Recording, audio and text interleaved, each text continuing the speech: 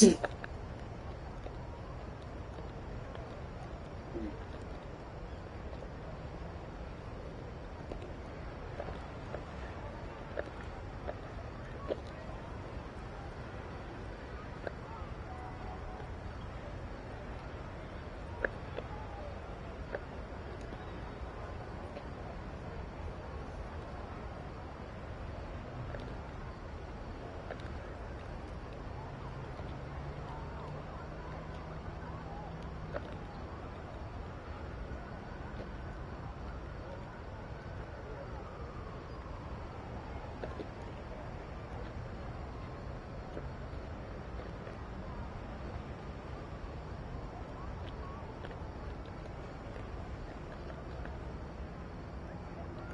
the fuck are you doing?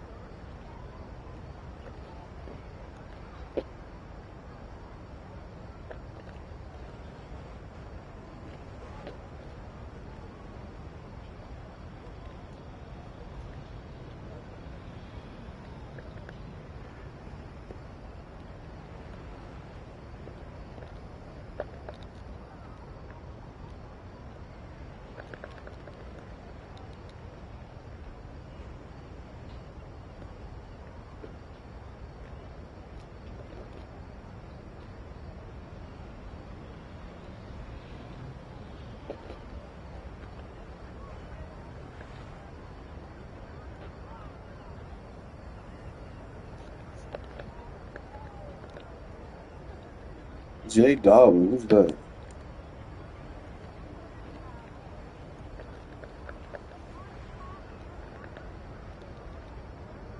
Sounds familiar.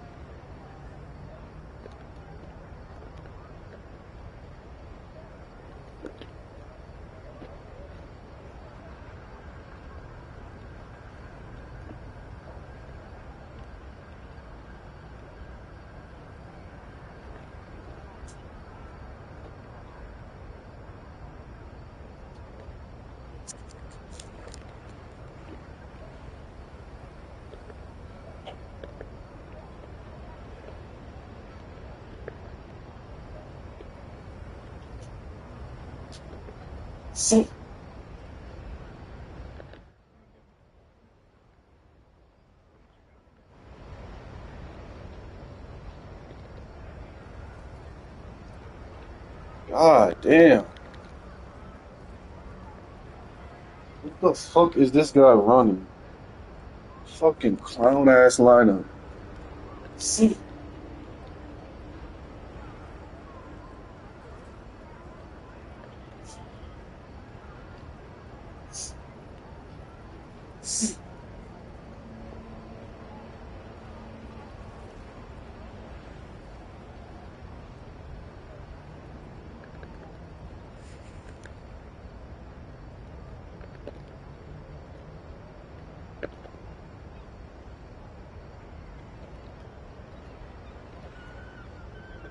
Why the fuck are you behind the line, dude? I passed the ball fucking 8 minutes ago. God damn, bitch. The fuck out of the way, you fucking retarded ass bitch. What the fuck is he?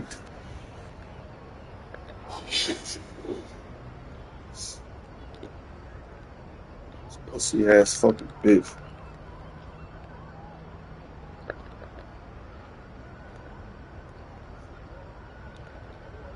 Get the fuck.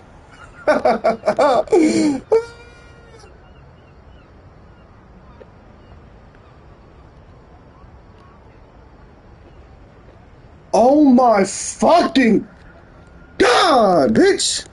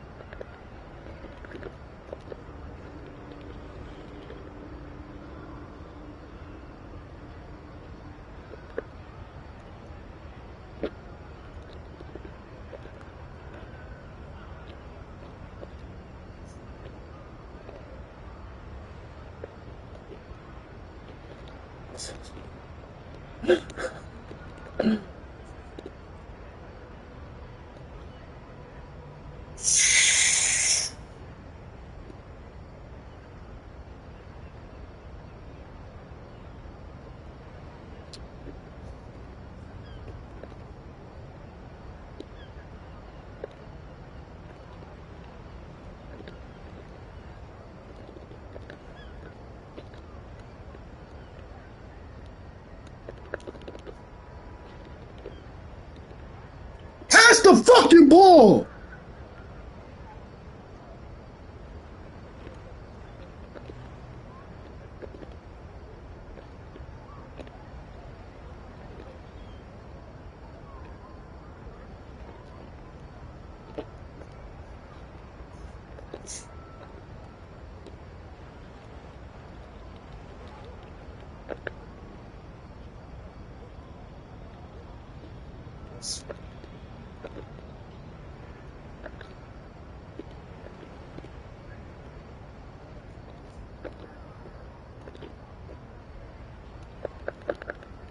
This faggot is fucking terrible.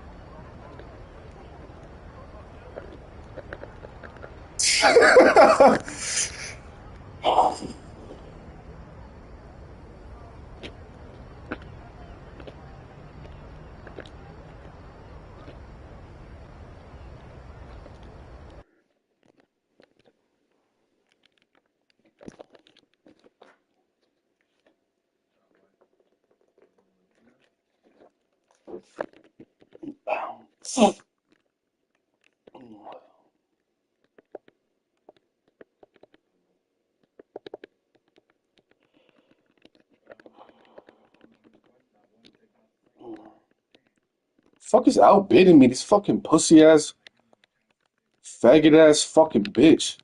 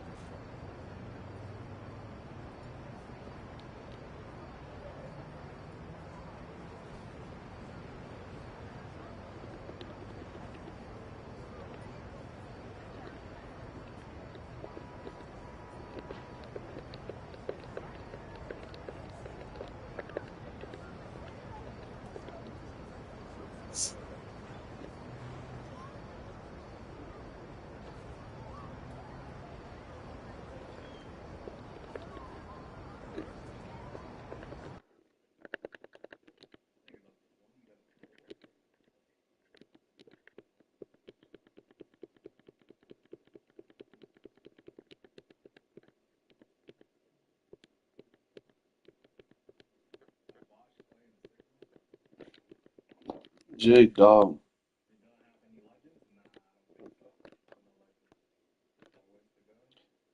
You said who did I bid on?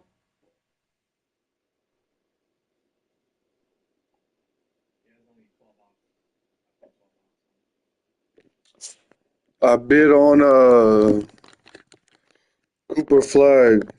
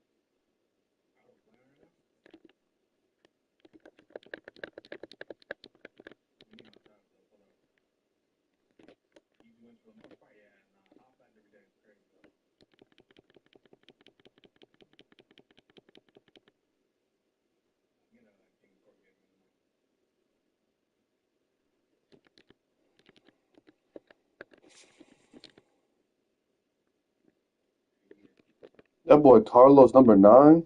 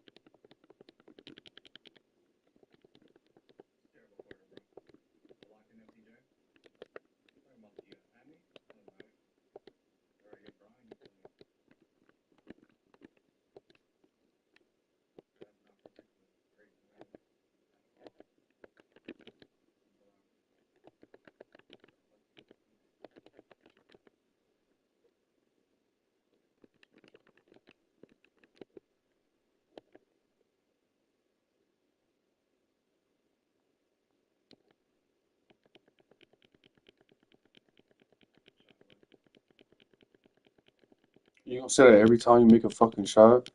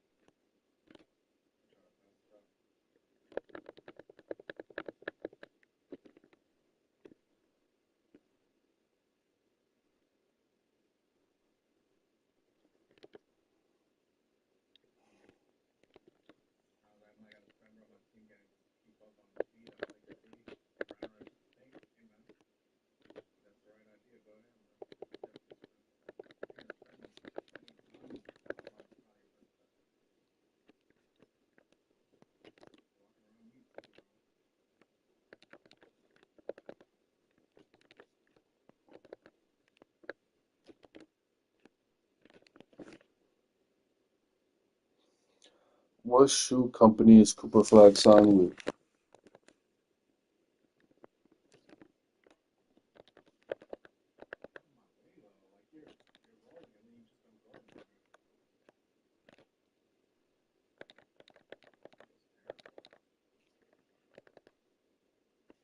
What shoes do Cooper Flag?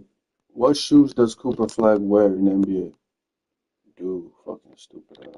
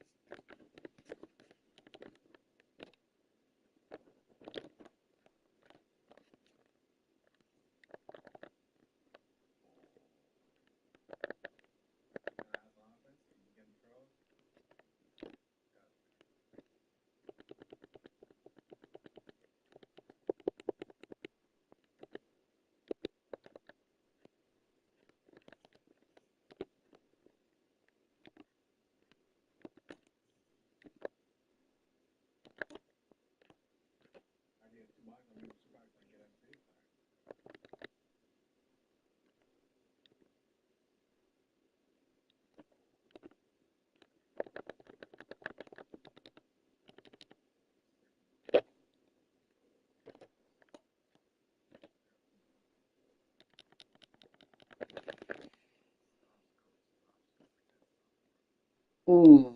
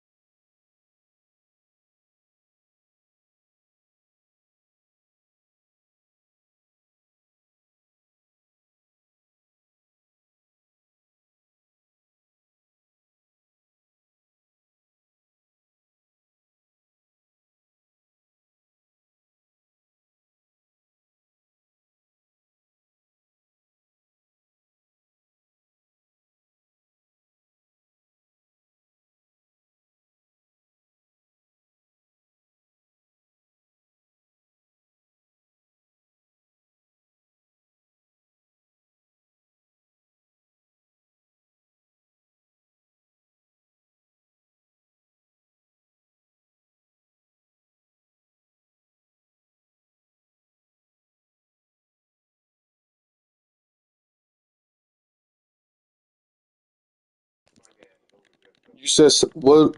You said it's bugged. What is?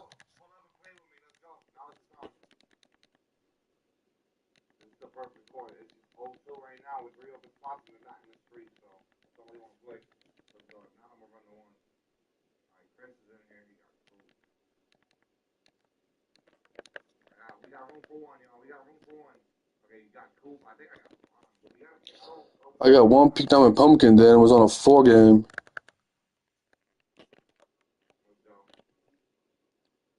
Give me a sec. I gotta pull up the comment.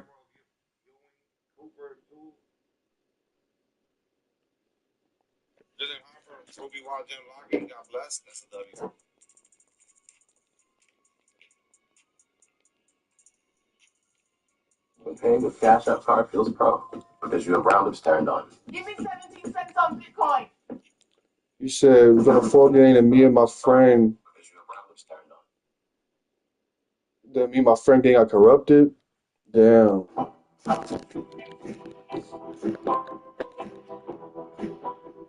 that's tough. Let better than bullion So magic it's begin. so it took away your streak or what? Stir in. Chicken.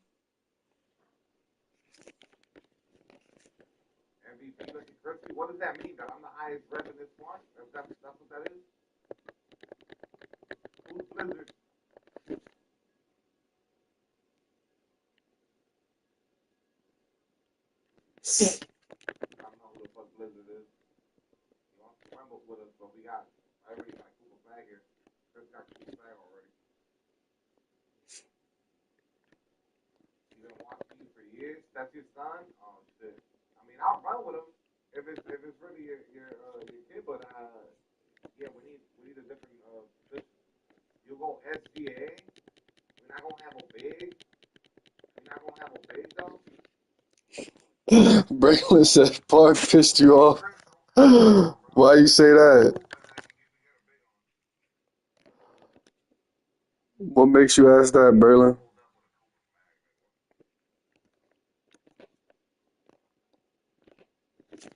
He said Park pissed you off.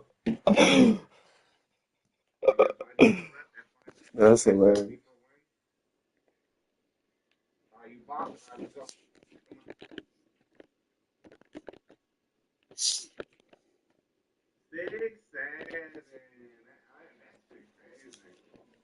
He said, I don't know, you playing offline now. Yeah, it pissed me off.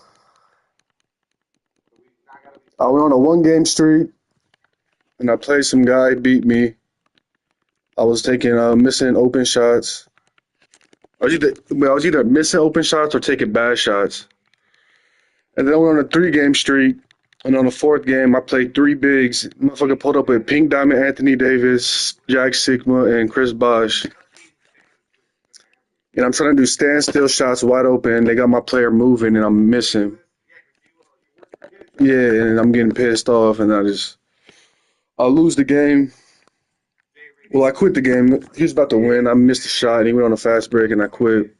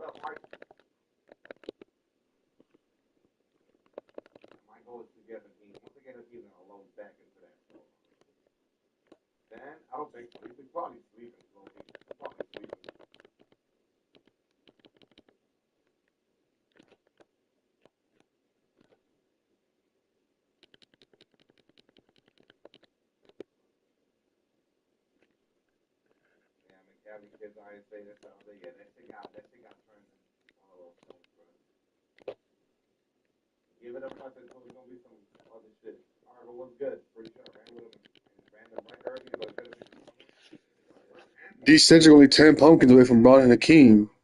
You mean Hakeem? He already has LeBron. He's playing with him right now. That's his park player. If you look at his name, it shows LeBron under there. He's been at him.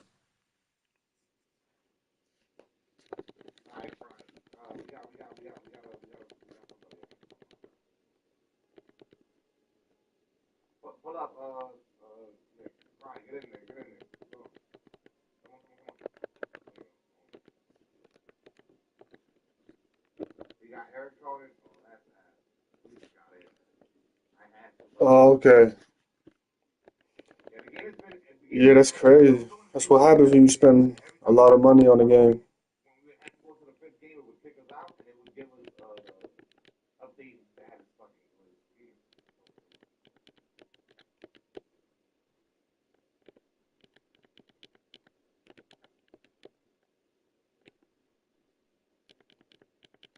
Top rush player.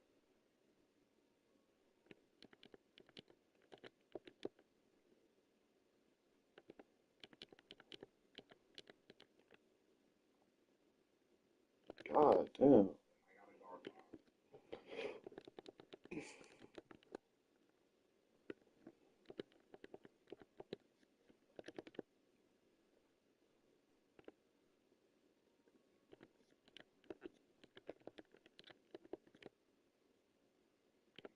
I made the really good.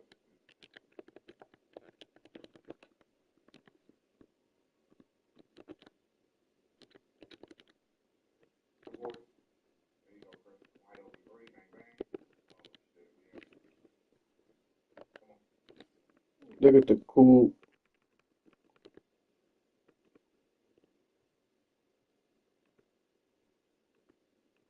Switch.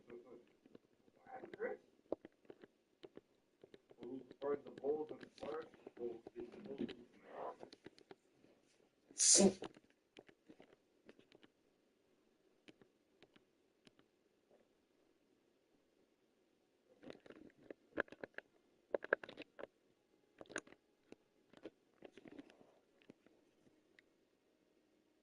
Good switch.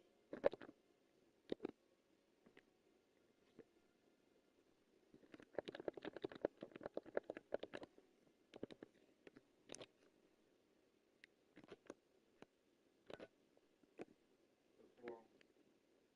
Gotcha. Good midi. All right. Yeah, OG was good.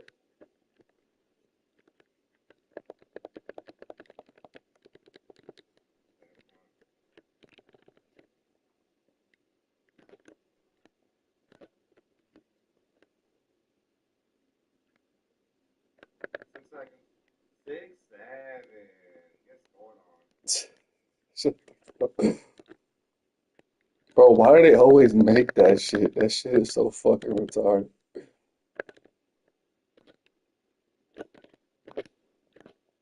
Hot box 51. I like the 51. The hot box only gets you a pink diamond.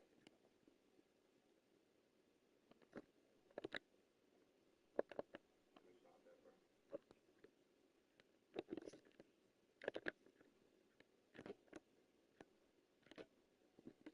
Yeah.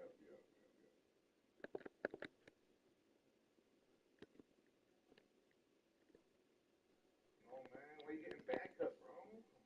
Come on, bro. That's been back. Good shot, boy. Come on. Y'all can't see the score? Oh, shit. Man, that's lame.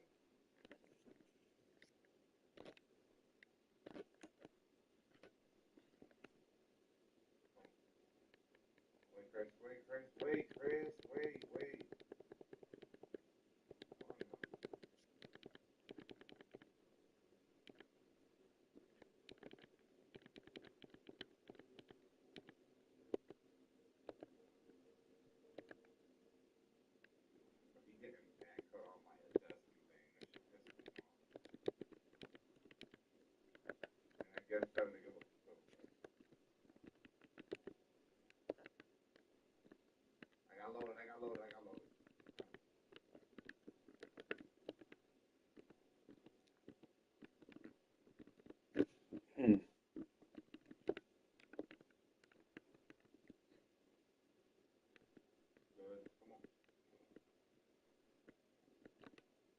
So he needs handle for days, limitless, mini,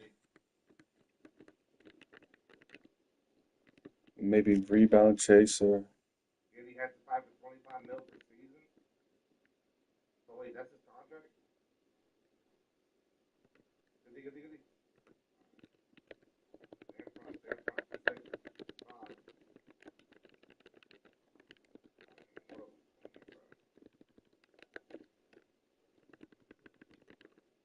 Don't look like the movie flip. Yeah, I knew I'm about to put up a bad shot down by me.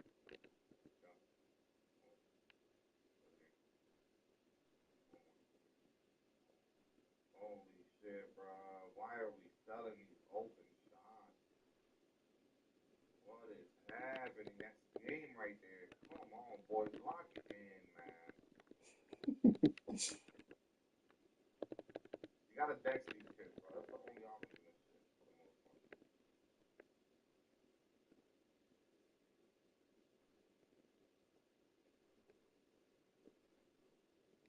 They fail.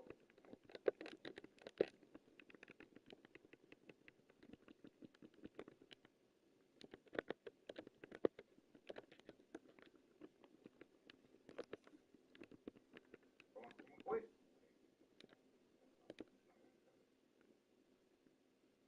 It's not gonna cut it. Like, get off the ball quickly there. And fucking, I get that 3.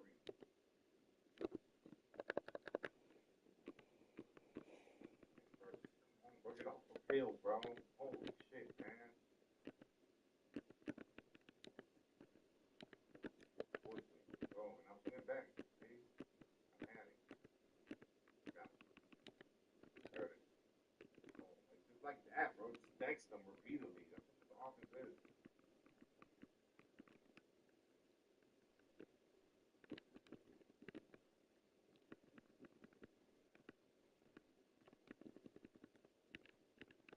AD, you're not gonna hit with AD. You're gonna shoot better with Pops, bro. You're gonna shoot better with Pops, bro. That nigga screwed in the Pelicans game. I can feel his time only by the play the first half. Nah, bro. He's so negative, man. Why you so negative, man? I got 6 50 shooters. Yeah, I'll put that shit in there. Down Miami. I need that. That will be an issue on the glass, but we should be able to get good looks from him.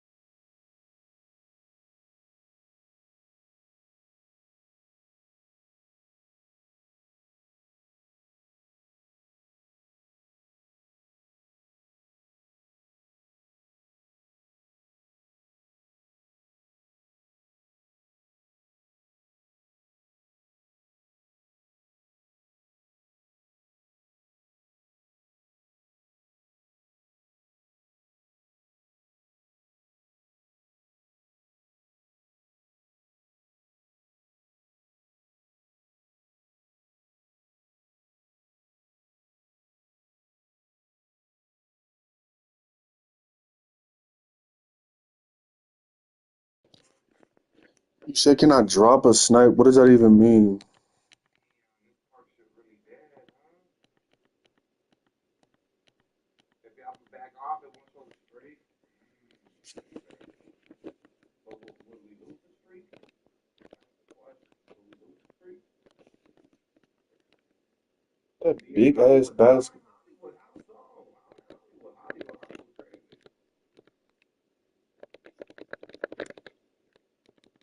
We don't lose the streak. I back out, and then we gotta break it so we can fight a lot of people here. We got a lot of these fools. That's kind of getting nice. We got a lot of people. Right?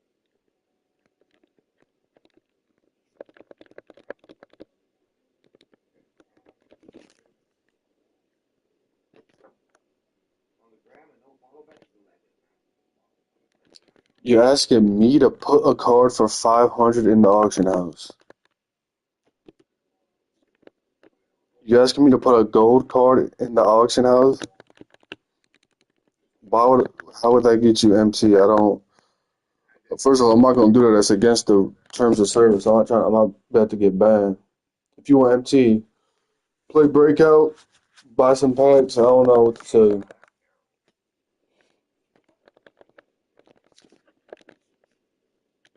Okay. You got a good thing. What? Then Brandon got it then.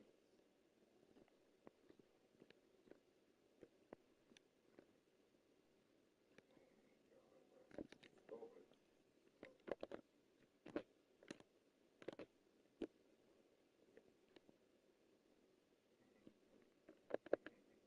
Anthony had Latina fever.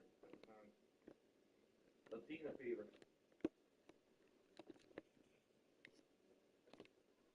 Cut, cut, cut. Listen, I've been hitting the field, bro. I've been hitting the field, but then I've also been losing on the side. But yeah, I'm up right now, but I'm also the ones that, you know what I mean, that don't hit. Bro, we gonna lose this game. Y'all can't hit it, bro. Yeah, we gonna get dogs. Y'all can't hit open shots.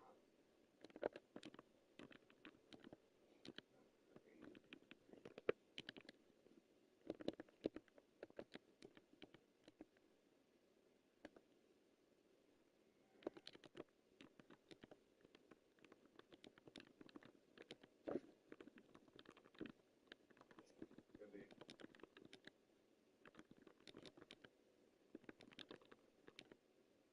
I don't. Thank you.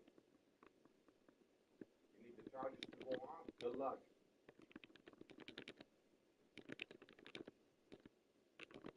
The board. Let's go. I don't. 20. I say he was cutting it at 20 now. Bro, what is going on? He can't hit it, bro. Guys, this game is training wheels when it comes to the shooting. How y'all breaking this much?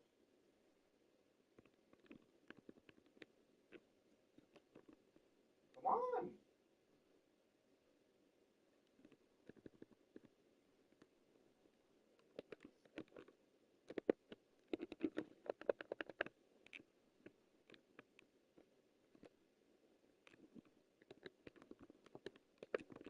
I don't. Good. Take it. Take it. Hey, nah, bruh. Hey, nah, bruh. He pump faked him out his socks, got a wide open shot, and fucking started dribbling around. What the fuck?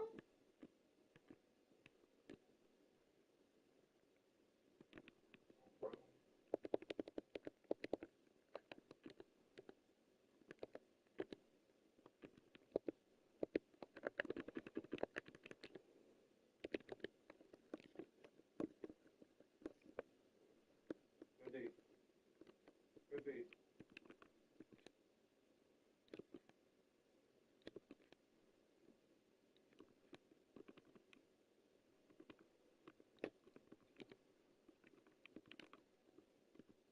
Thank you.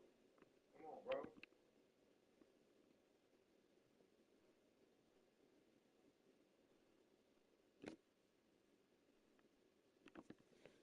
Good D. Good D. Wide open. Come on, Croc. trying. Good shot, boys. Come on, keep shooting. The Karen's in the way. I got no choice. It's gotta be there. Everyone has a ritual, that small thing to keep us focused. A habit we never skip. To clear our mind and elevate.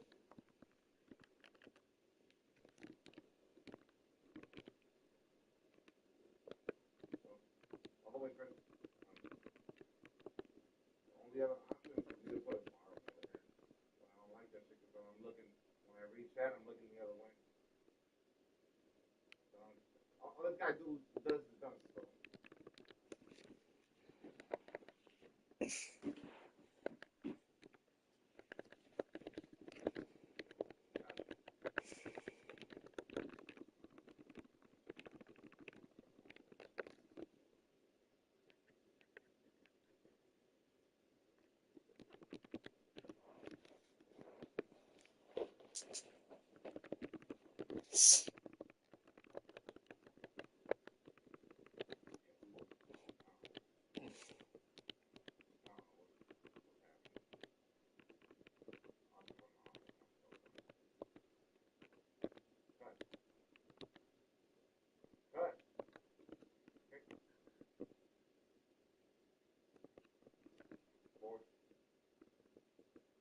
Cut, bro.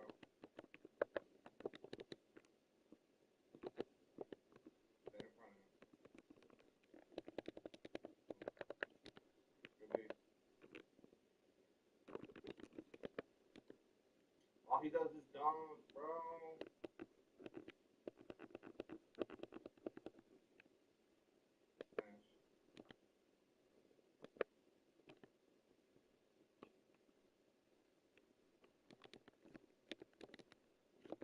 Good.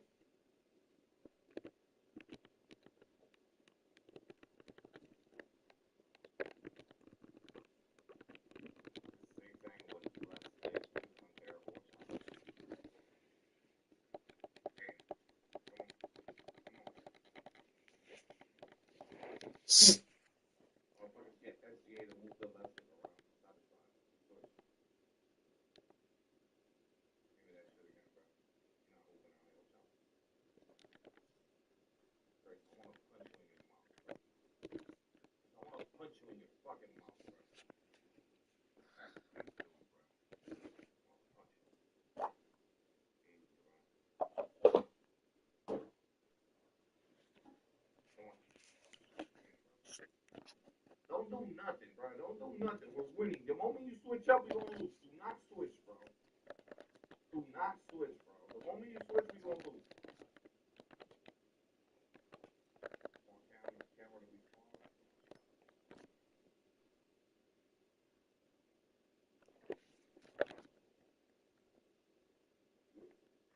There you go. Relax.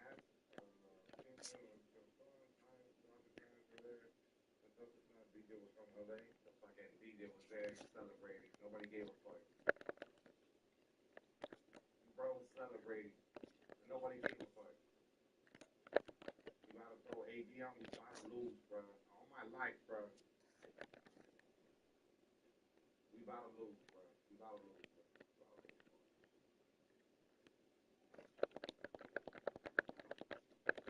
We are.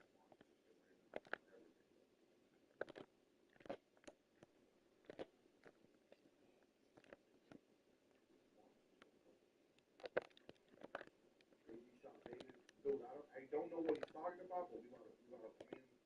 We gonna see.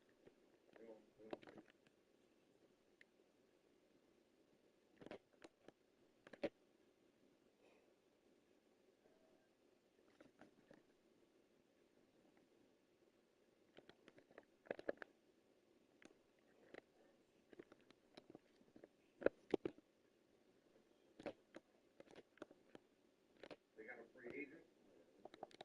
They got a free agent, bro.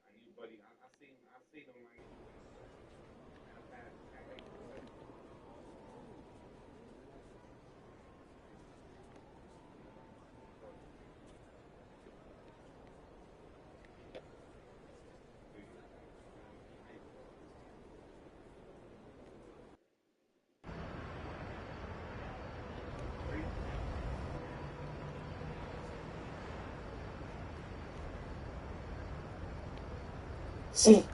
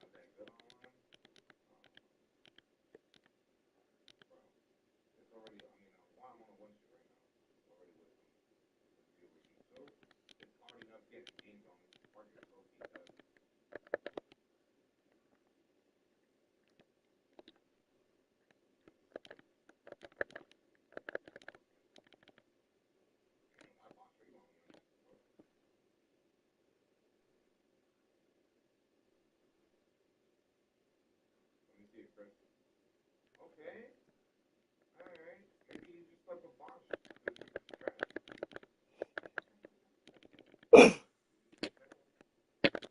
Bruh.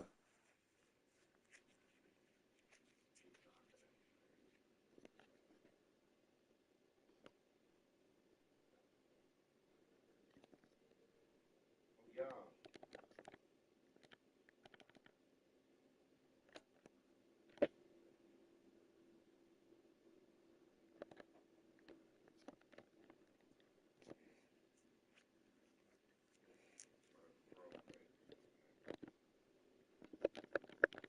Yo, maybe getting home stop by that first box. Come on. Wait, where you don't worry, I got it.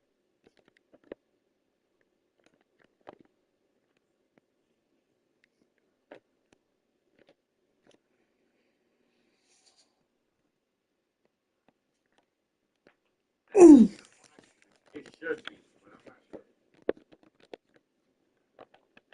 Yeah, we got the thing down. Just got it. We got it.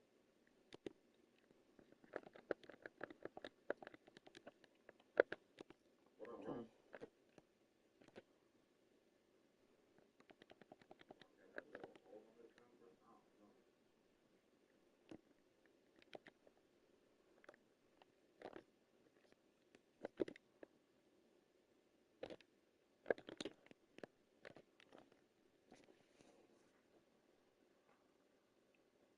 Yo, so pulled up. Let's go, Connor.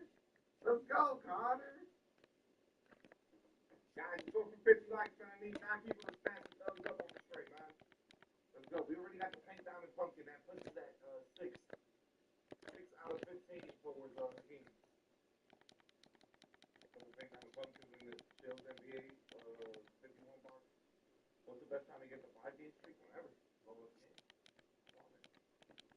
The longer you wait, though, the more time you're wasting. Never know.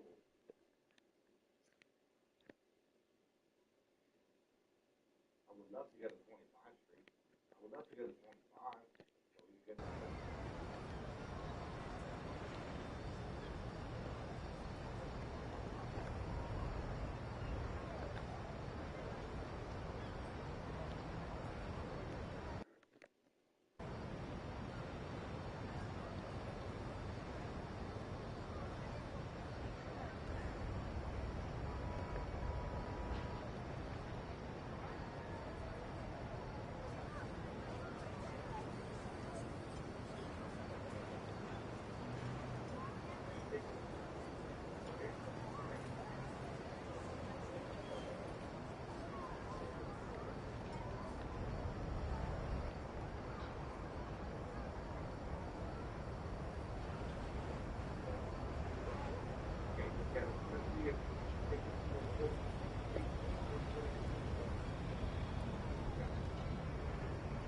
Master Queef. Get when all the hell is open. Look, Park Street too. Get that free pumpkin if you find wins in a row and you get a free drink for pumpkin. That'll make it easier.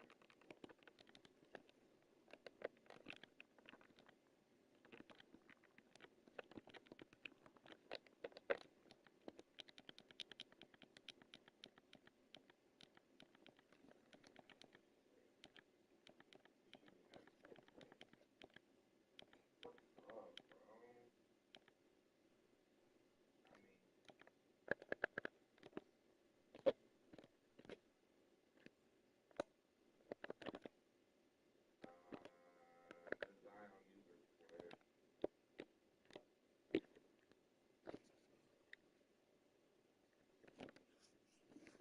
The Zion user quit, bro. Lame ass CPU shit now.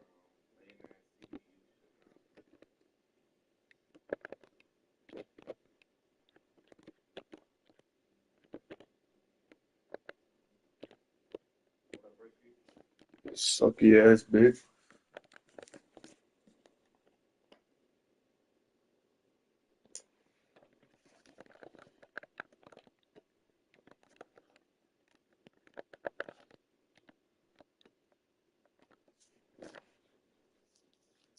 Good thing.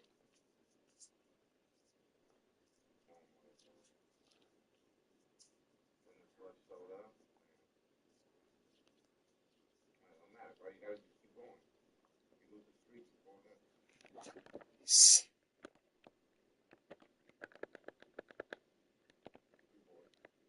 Yo, that AD dog shit, I ain't gonna lie to you, bro. He don't get no rebounds.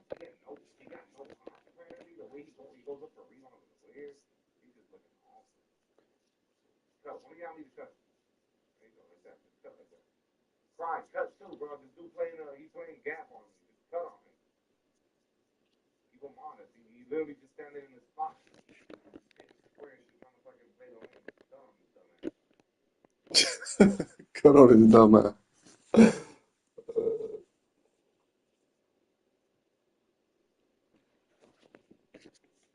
Ryan Wemby. I don't know if Wemby is gonna be some. I mean, then again, I don't have him, but I feel like Wemby's not what he was last year. Like, yeah, he's good as fuck, but I don't know if he'd be considered the best fucking team.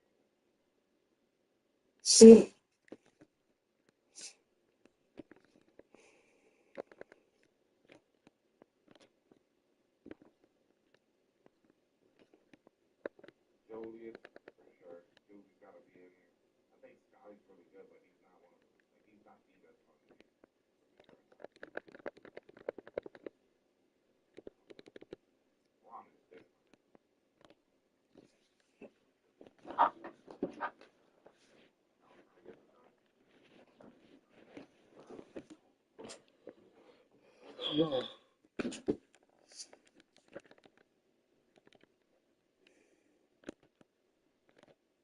I'm trying to do that slow. They said they update his height. I don't know. I don't know if they'll update his height.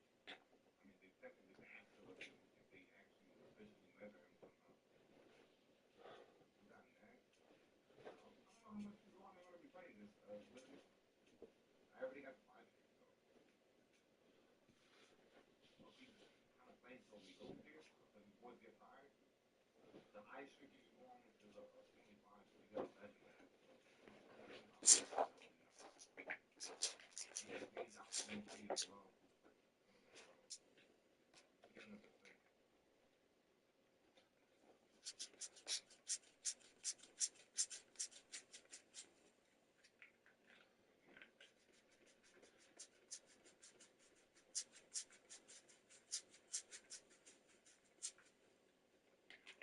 That shit feel nice and cold on my armpit.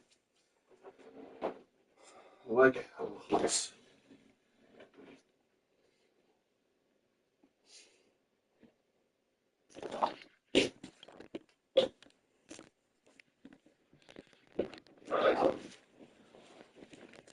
Oh!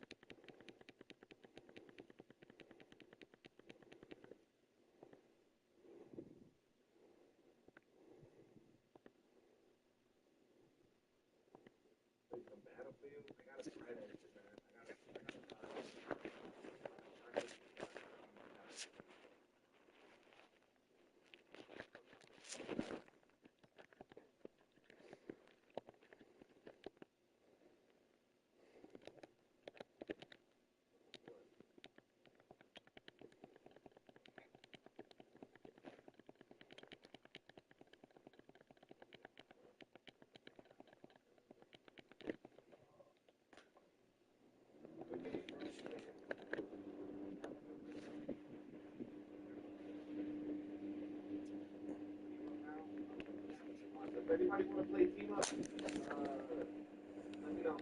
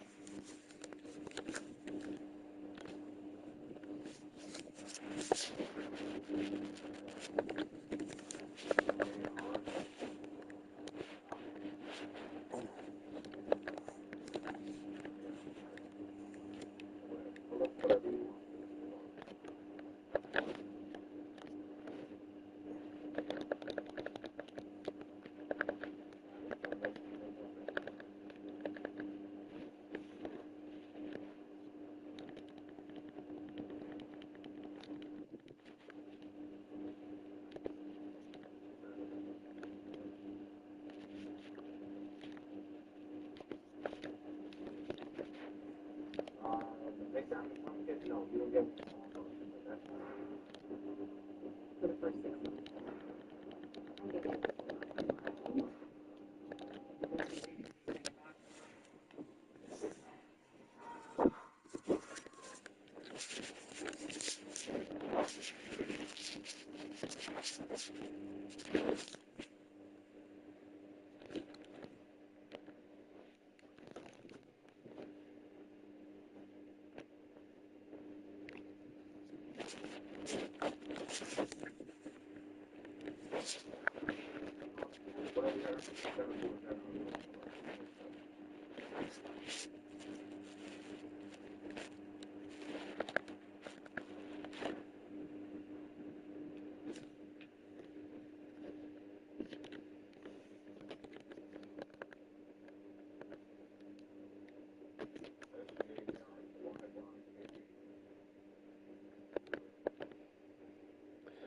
Do you know how big of a boost that you get in your badges from gold to Hall of Fame in NBA 2K?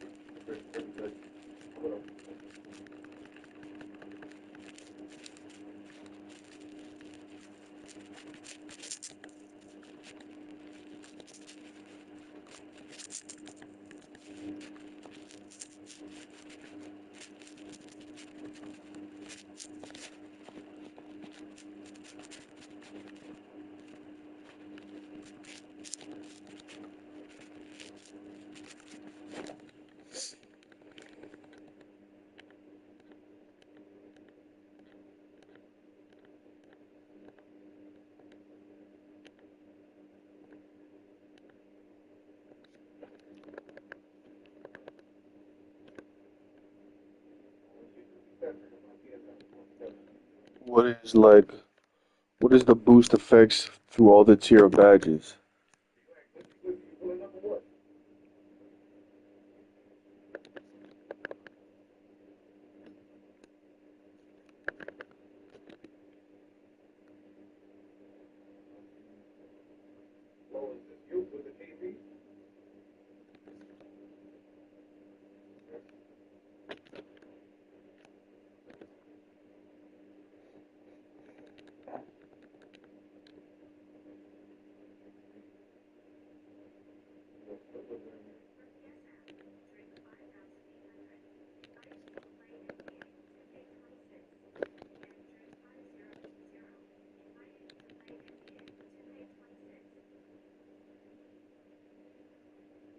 Do you not know about legend badges? Shit, yeah, legend badges are special tier.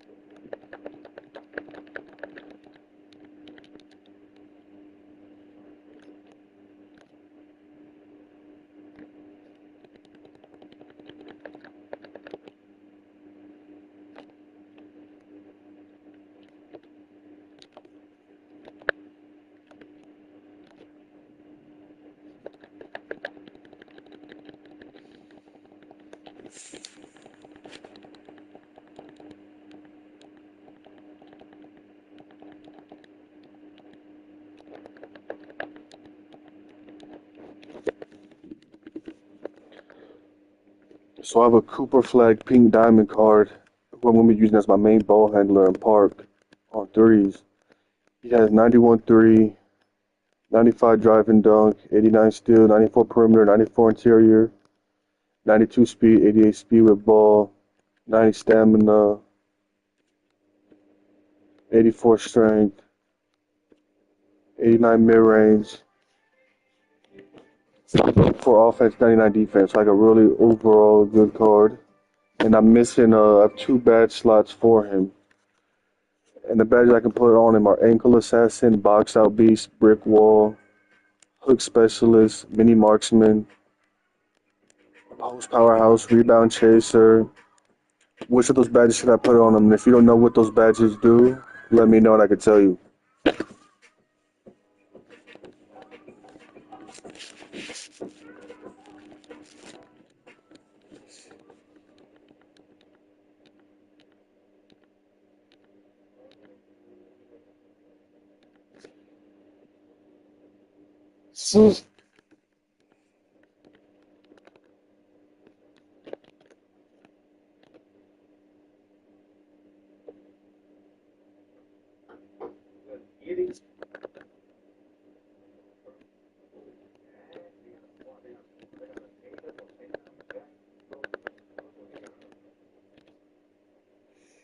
Shooting guard, they got me at the soul.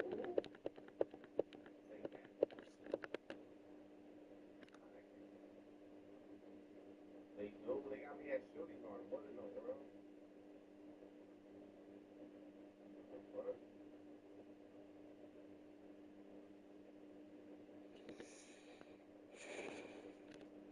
They got me at shooting guard. That's hilarious.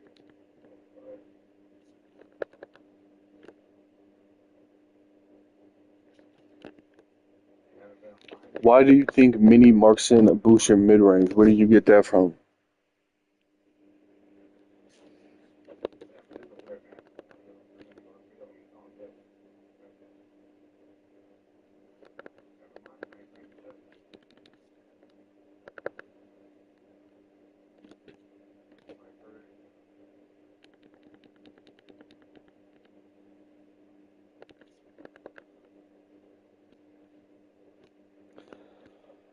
I don't think that's correct either, the way you described it. I can tell you the description that they have on the badge if you want.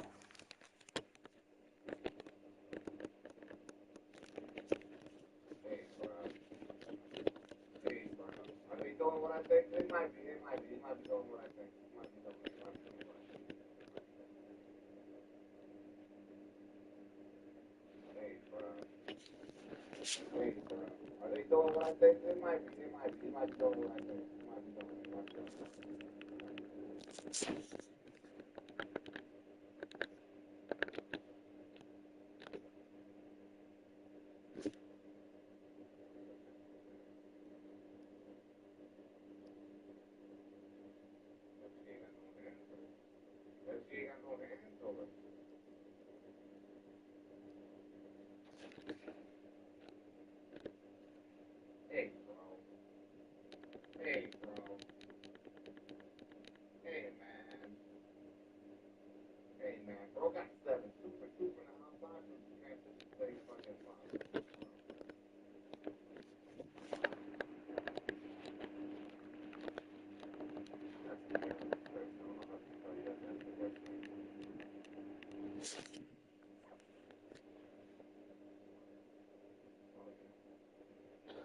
But for many marksmen, it says unfazed by larger defenders when taking jumpers.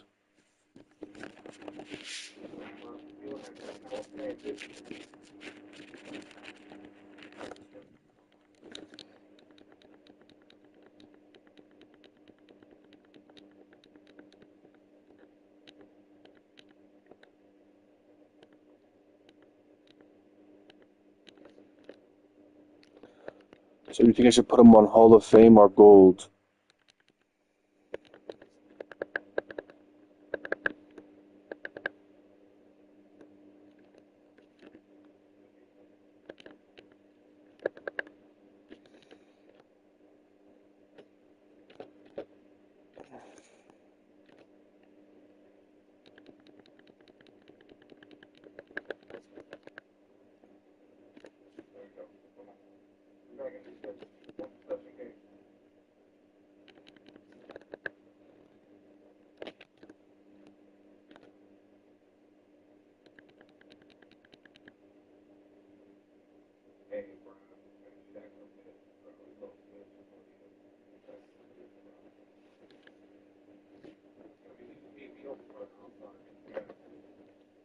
Bro, hey, face the floor, boys.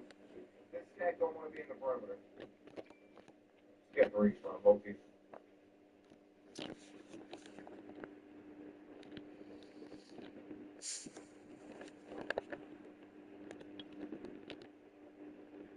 Gotcha. Come on. You don't want to guard you, bro. You don't want to guard perimeter. That's the lead. I see it, bro. I see the little tendency, bro. Bro want to be anywhere but the fucking perimeter guarding. Come on.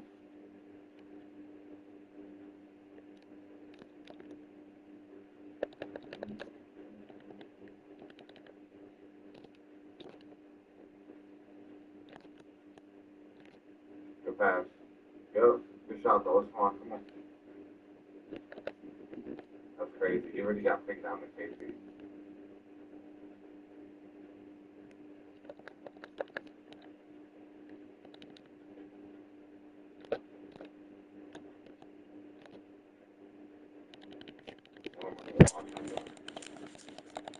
What am I watching? Why is that even going right?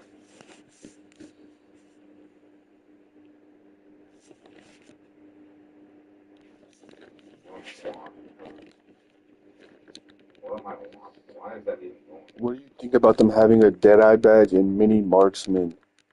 Like, it seems kind of redundant, but Mini Marksman only activates like when you're a smaller player shooting over a taller, but like Deadeye activates for everybody when you're shooting, but I don't know. What do you think?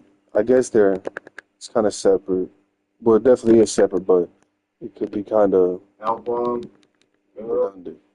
We lose that. Good. Wow, we lose that, though.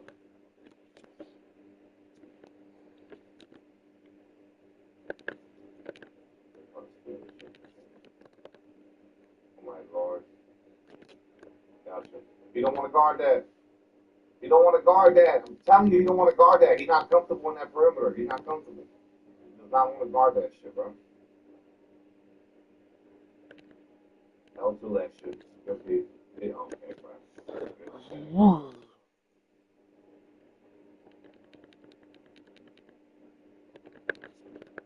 Good dog.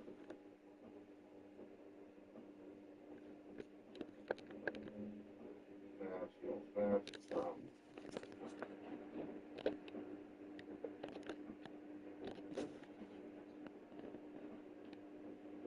Gotcha. Bro, make the best fucking play there. Great.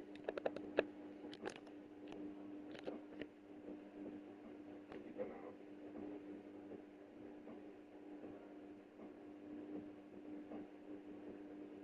you saw him strong, bro. Damn, we could have been up. Two wide open threes, and now we got the deficit. Like, we want to commit, bro. We just, it's such a swing. It's such a bad swing to miss two wide open shots like that. What up, Jalen? That's insane.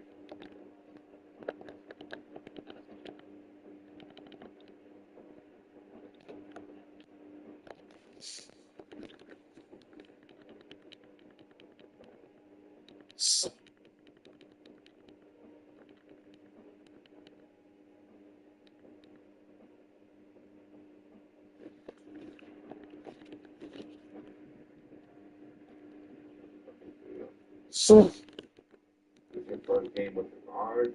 I don't know, man. Open shops is open shops. You gotta hit those. You don't have a chance. You gotta go find out.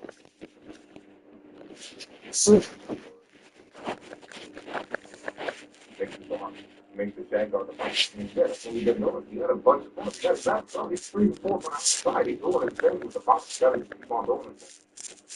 He's not done for one thing. Nope. I'm going over gold. See what I make reads in this game. I knew the brain that passed was going to Jack right there. I make the read. It's just a fit pass.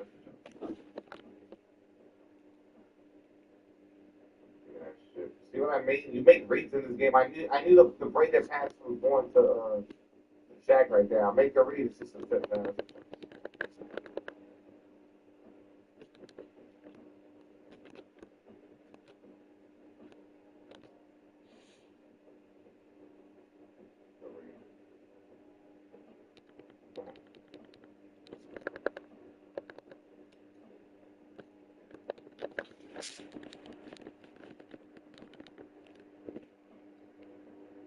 The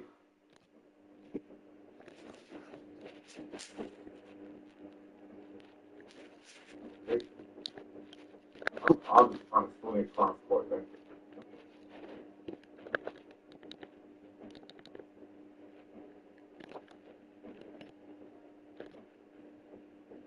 Because I'm telling you, he's so uncomfortable on that perimeter, bro. Yeah. That Shaq is so uncomfortable guarding that KP.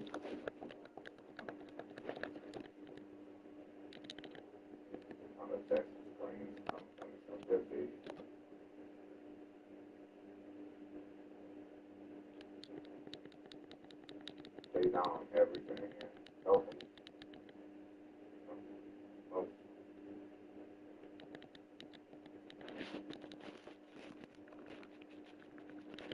The high spot is open.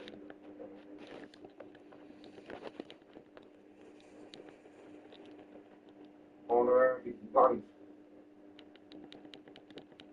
Wide fucking open. Okay.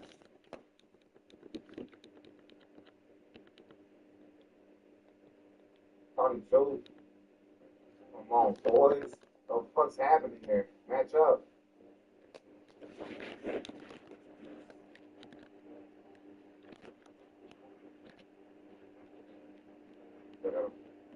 Damn, we use that so against a full. Down full. What do you think, dummy? What do you think? That's all.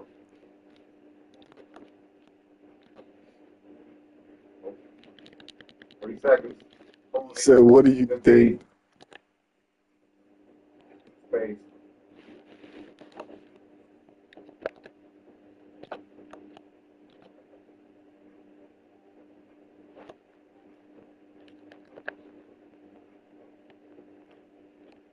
My God.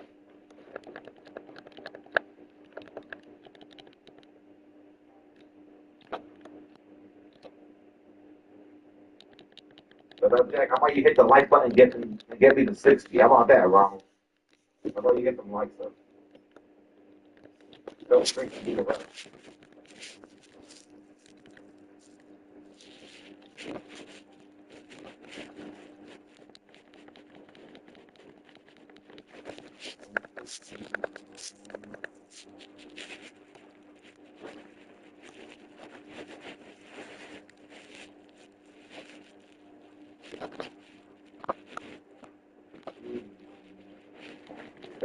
Now, 57 now. He's at 3. We need 3 for that 60.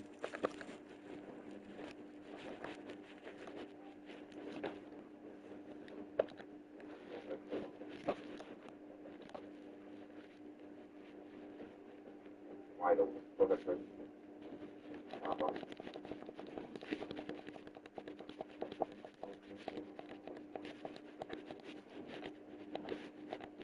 Pull away, boys. Try to pull away here. Could be.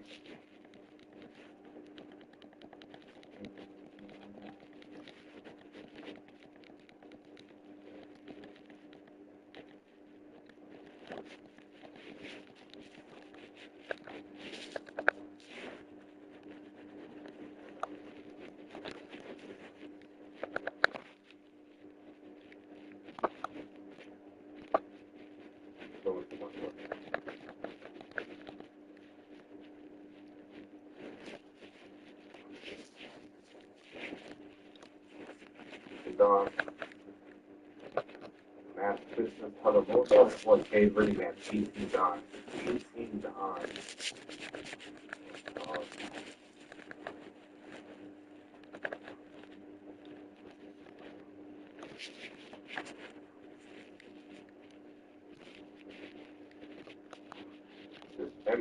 This MCW user is a bomb. That is so selfish.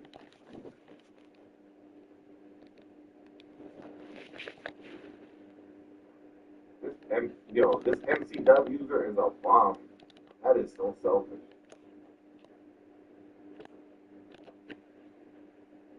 Wide open. There you go, Chris. A little more.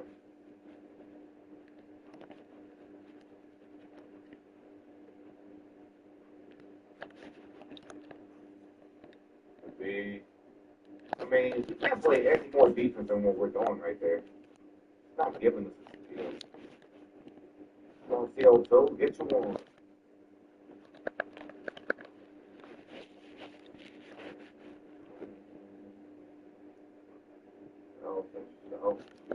Look at that.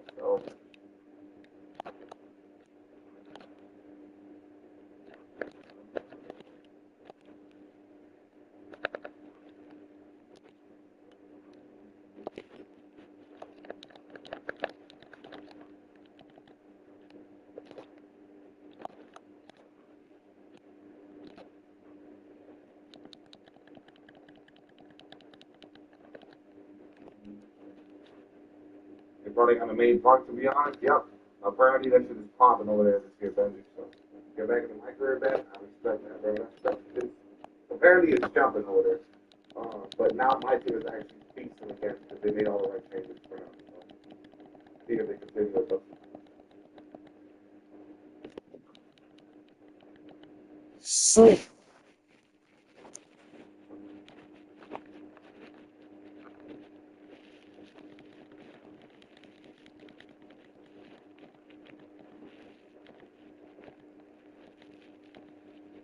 An error occurred.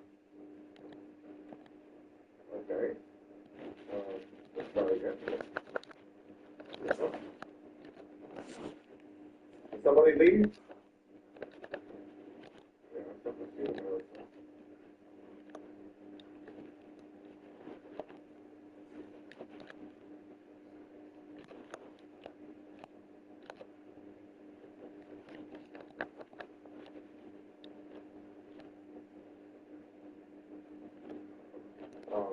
Yeah, it's still in the shit. Okay, I'm gonna back out and go back in. Okay. So, look, the thing is like, glitch from there. Holy shit. Any folks to the team? We got to take down the team. We got to take down the team from Parson. I was 6 out of 15.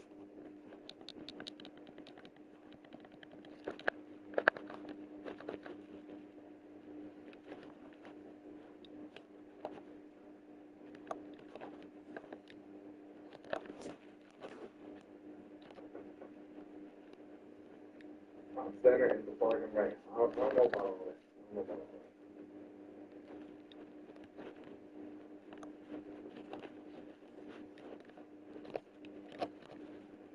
that. I'm ready. Morning, bro. Can't believe that shit fucking after one game.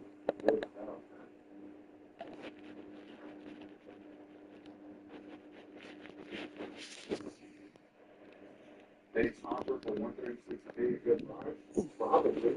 Being a forward there.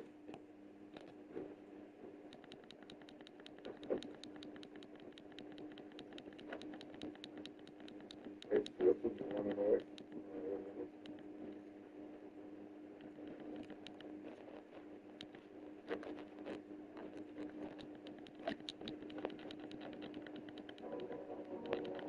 I was hurt in an accident when someone made a left turn in front of me. Okay.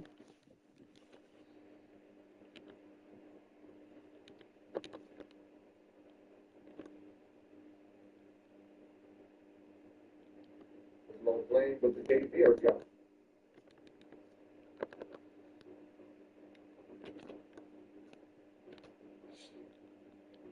I got the absolute right. Go. Go.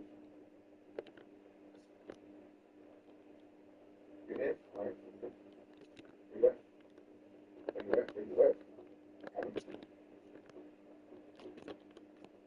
Get right off.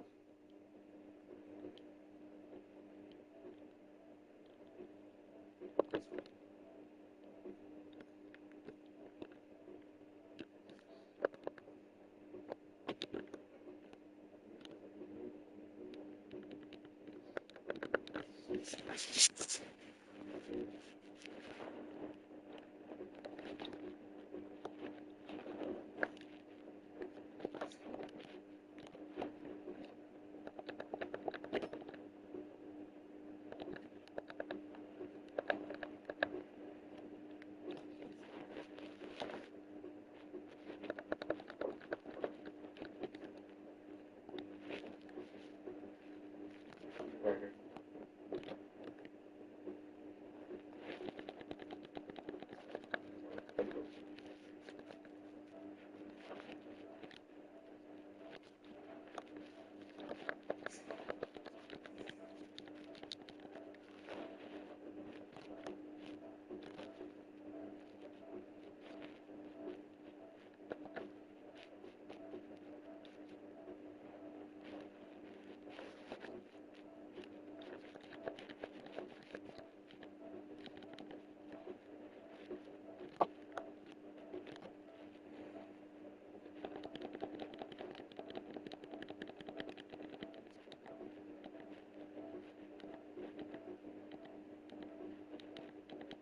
Back out. Oh my god, bro.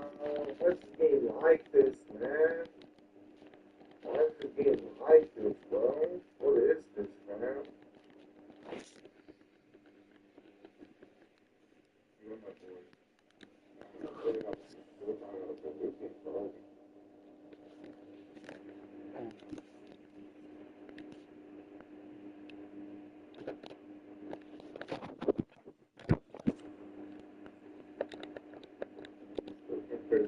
I don't even get that, man. What's so complex about it? You know?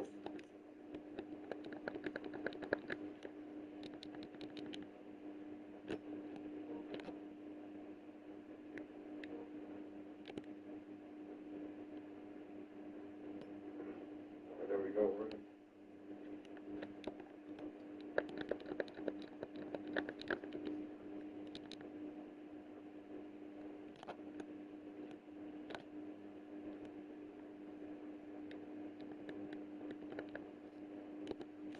Bam, jank.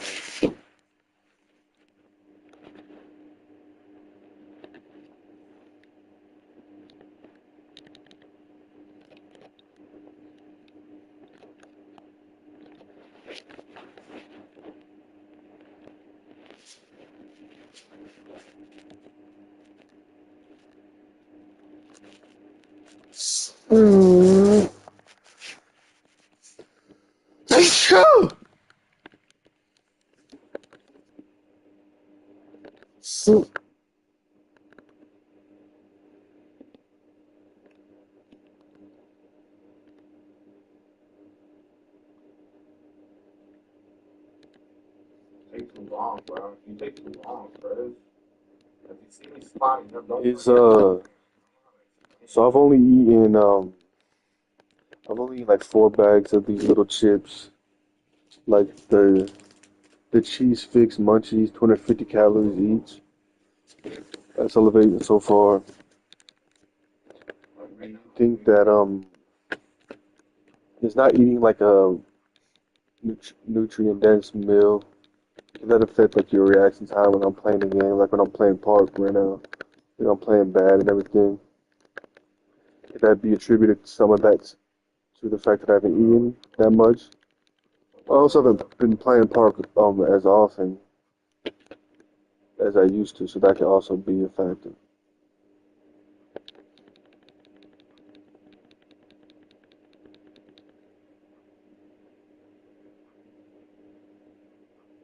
So stupid. He got me at shooting guard again.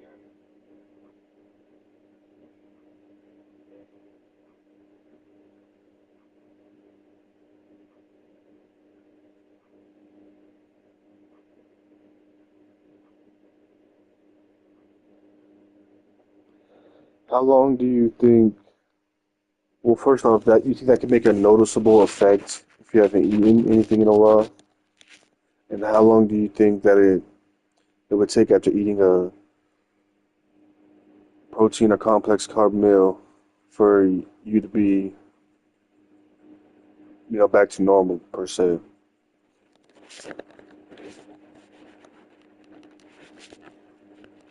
Gotta be for this WNBA player.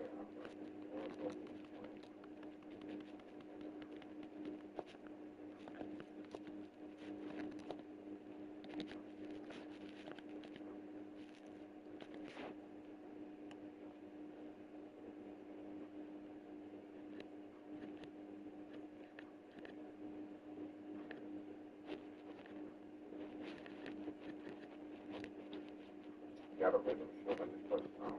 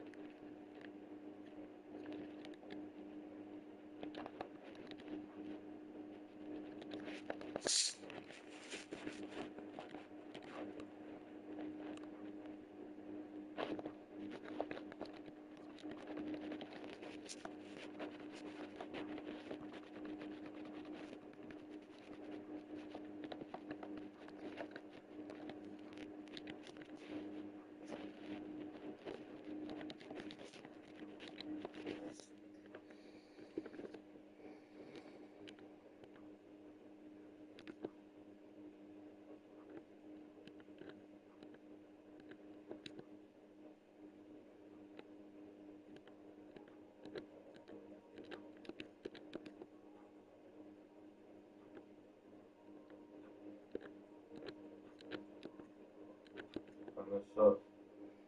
So when you wake up in the morning, I know your body's like in a what you'd say like a low power mode comparative to a phone type thing. So does the effect not does it is there not as big of an effect when you're sleeping and not eating as compared to when you're actually awake throughout the day? There's still probably some if I had to guess, right? But there's probably not as drastic, or how does that work?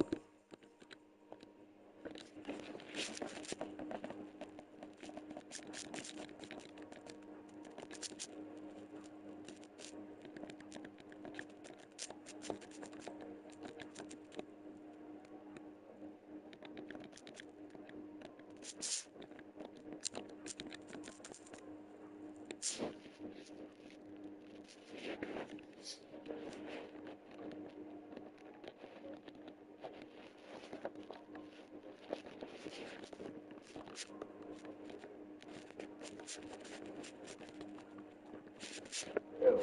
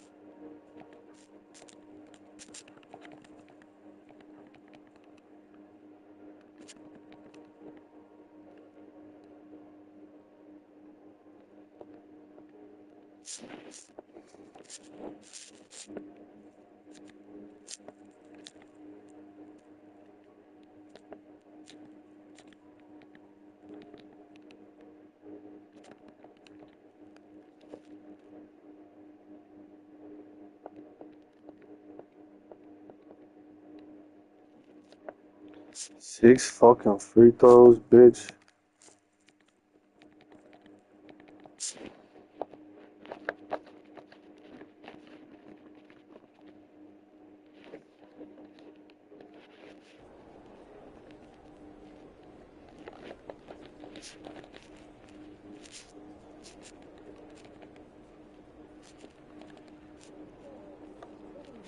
I'm the monster. You get the monster everywhere, bro.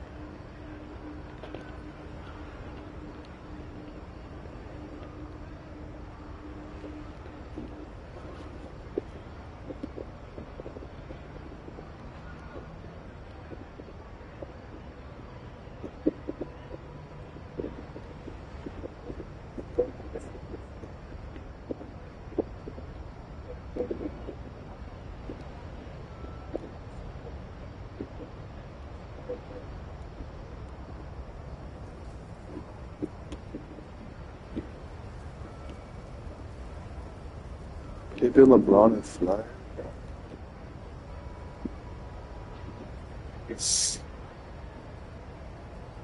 Do you make it in the car? Get it, please.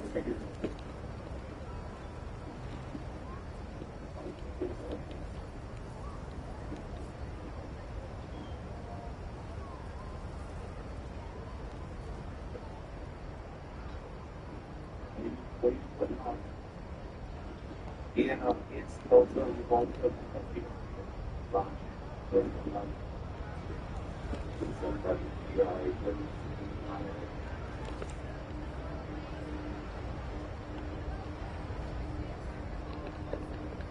Well, I don't know if he ended up doing it. I think he got scared, so I'm like, what up, man?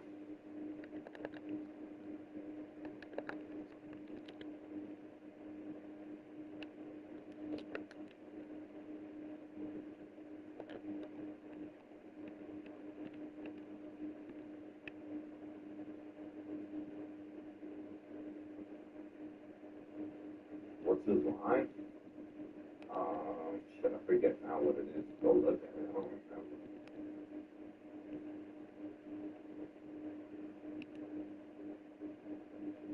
And Da Vinci? No, wrong. And Da Vinci? The Da Vinci Code. He hasn't cracked it yet, though. He hasn't cracked the code.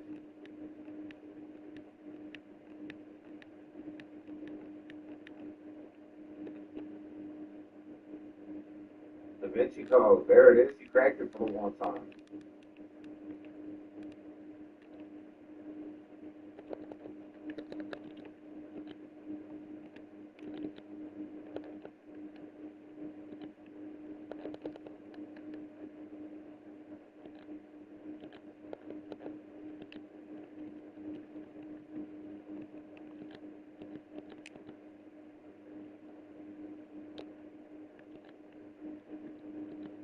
I expect this should be the same everywhere.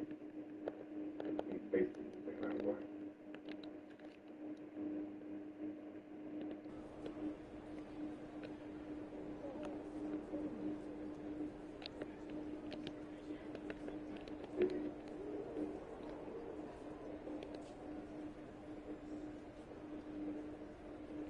Yeah, CO2, get your one. And B got 50K one was for he made a bucket and he did this. That shit that he always does. The celebration.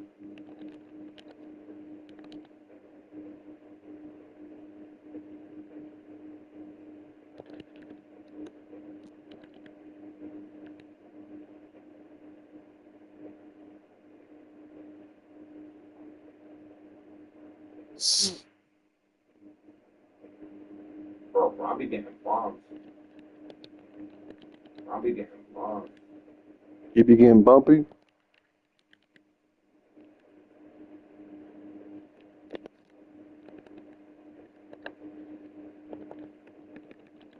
The DX top will take it.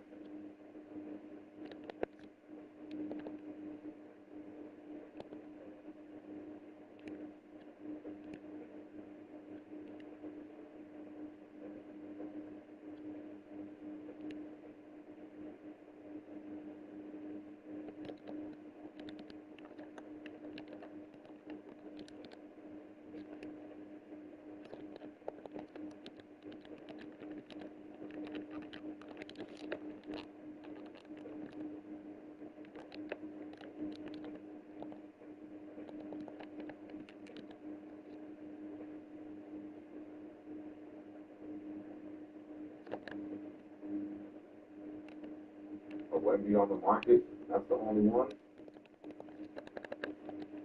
shit won't be okay.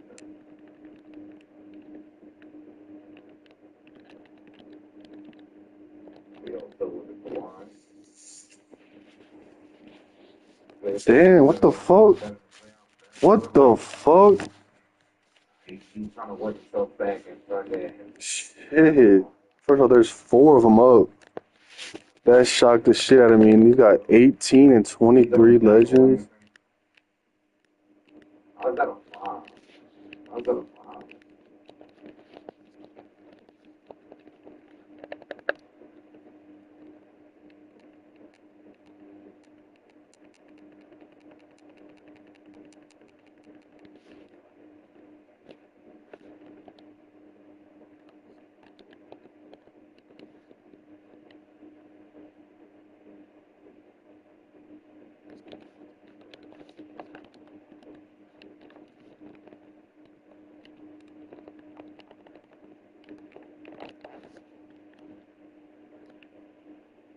Out of bounds is crazy.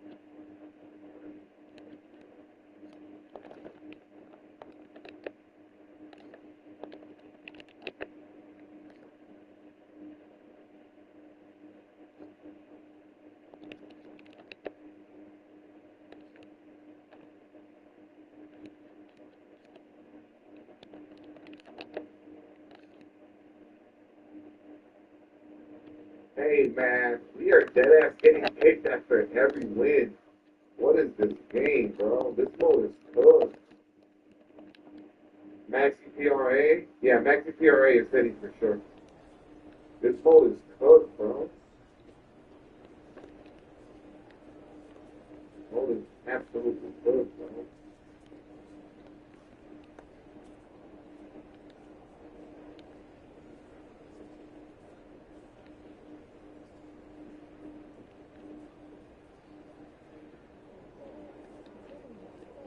This shit bad, bro. What is happening?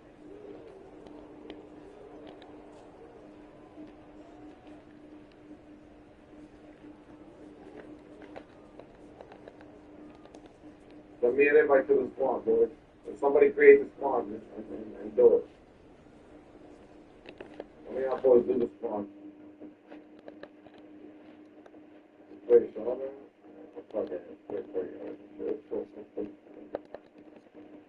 I'm scared of that KP shit, man. He'll hit that shit easily, or he'll stay under. Scared of KP. I don't know. KP is good. I don't like betting. I hate betting on KP. Like I literally hate betting on KP.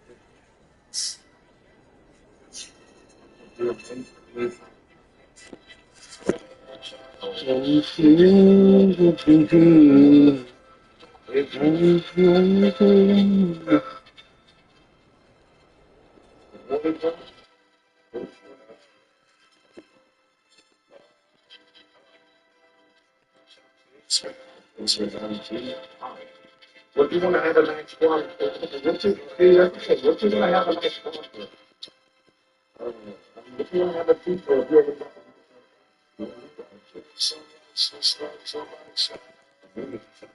if you're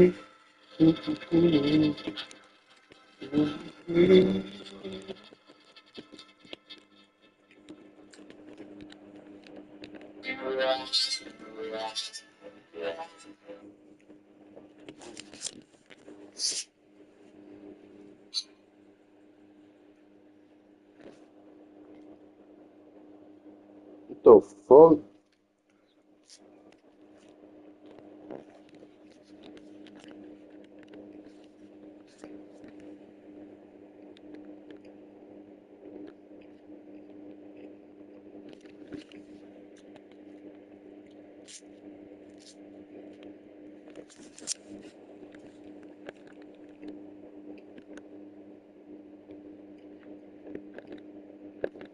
Directions, check out this chewable mint.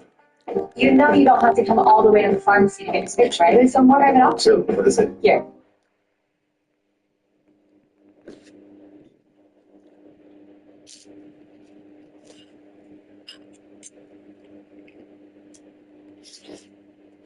Okay, I think we are live. Let's see if the audio is coming through.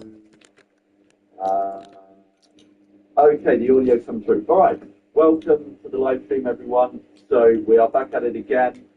Obviously, you will be seeing that I'm not alone. I'm with John. John, I can't actually remember when the last time was you were on the channel. There must have been a live stream at some point, but yes, I think live stream about the David Benatar Cosmic Skeptic interview from 2020, the first anti-racist content I ever came across. yeah. No, I remember that. And that was a session, so you had to do it in 2 parts. Yes, Yeah, it's yeah, 2.5 hour long interview, and I think we did 6 hours. Yeah. Yes. So, and I just realised I didn't have my lights on. Yes. So, welcome to the live stream. So, this is going to be a sort of overview and deep diving into the antenatal advocacy conference that is coming up. We will be explaining everything, and then also a bit of a Q&A as well. So if anyone has any questions related to the conference at all, it can be anything related to the conference, then we did put up a form beforehand, but we're not going to be checking the form now because we're actually in the live stream, so don't bother sending them to the form anymore. You can send them just in the chat, and we will try and keep our eye on the chat and answer questions there.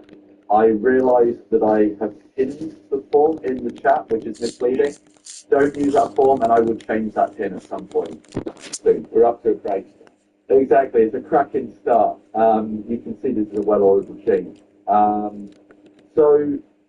Okay, cool. So let's give a very brief intro to antenatal advocacy very quickly before we do the conference itself. Just because I realise there might be some people watching that, watch my channel, but they might not know what antenatal advocacy is. So, John, do you want to give like a very brief overview of what antenatal advocacy is? Then we'll go into the conference. Sure. That's a great start. I guess 3.5 years ago, me and Lawrence bumped into each other at a very nerdy group. And we were thinking that there's maybe a bit of a gap or like space in the anti-natalist community around doing good, donating to charity, using your career in ways that kind of like align with anti-natalism, with whatever reason that people kind of arrive at the anti-natalist conclusion, self-imposed ethics, concern about the harms of coming to existence in a broader sense. And we thought that there was actually quite a lot of things out there, particularly through like the effective altruist community and just in general, like general initiatives to do good, which actually aligned with lots of people's understandings of anti-natalist. So essentially, anti-natalist advocacy was our effort to kind of package or kind of bring together different resources and different ideas around supporting individuals to try and increase their positive impact on the world. Cheesy. We identified kind of like 4 promising cause areas. First being human suffering, the second animal agriculture, the third digital sentience, or like sentient AI, like bringing sentient AI into existence, which either Lawrence and I would be in favour of. And the last one, slightly tangentially related, being wild animal suffering, because there's a lot of overlap between suffering focused ethics and concern about wild animals, and obviously lots of people who adopt the anti-natalist statement are also concerned with suffering focused ethics more broadly. So we identified those 4 cause areas. We so that have been, I think, 2023. We went live with the website. We also had a 12-part podcast that kind of went through each of the different cause areas as well, which I hosted. I found that I'm probably not the best when it comes to like social media and I took a bit of a step back with my more concentration on. But the main initiative that we had in 2023 was, of course, the first conference. Yeah, I think we're going to do a quick rundown of this. Yes, yeah, we will. Perfect. So, yeah, bringing the conference back in 2025. We'd always planned for it to be once every 2 years. I don't know about you, Lawrence, but that feels like it's come around really, really quickly. Yeah, super quickly, yeah. I remember when we did our pre-conference live stream last time, and I was a complete boomer with very obvious tech issues. And now I'm the boomer this time. We will see that there's probably going to be a similar amount.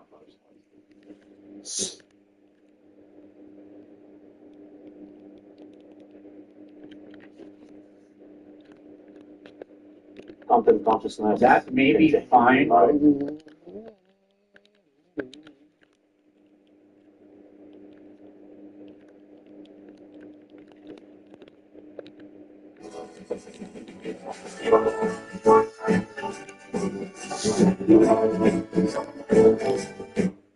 Oh my goodness, guys, I cannot believe that I'm about to say this, but the first ever Ghost card in 2K26 is officially here. We gotta take a look at the walkouts, the animation. I do also want to see these other rewards, because you get a Dark Matter ball or something, you get like some Dark Matter rewards, and my boy Dream is the first person to unlock Ghost Mellow in 2K26. Like the video right now to congratulate him, and also let him know down in the comments what tier are you currently in. Also tell me how long you play 2K every day. Do you play like 30 minutes a day, maybe 5 hours a day? Because the grinders up in here for the rep are literally going all in, as you can see. And that's crazy, because this is the first ever Ghost card in my team. And look at all the rewards. Oh my goodness, I really want to see everything else too, as well as, you know, Odie Mello, the first Ghost card. And so you can see, again, Dream, a big shout out to him. He literally just unlocked the Dark Matter tier. That's insane. I'm at Sapphire right now. What tier are you guys in? Because we gotta play catch up, right? So I'm gonna see this walkout, and let's see what we got right here. And oh my goodness, look at that! Oh, that looks crazy!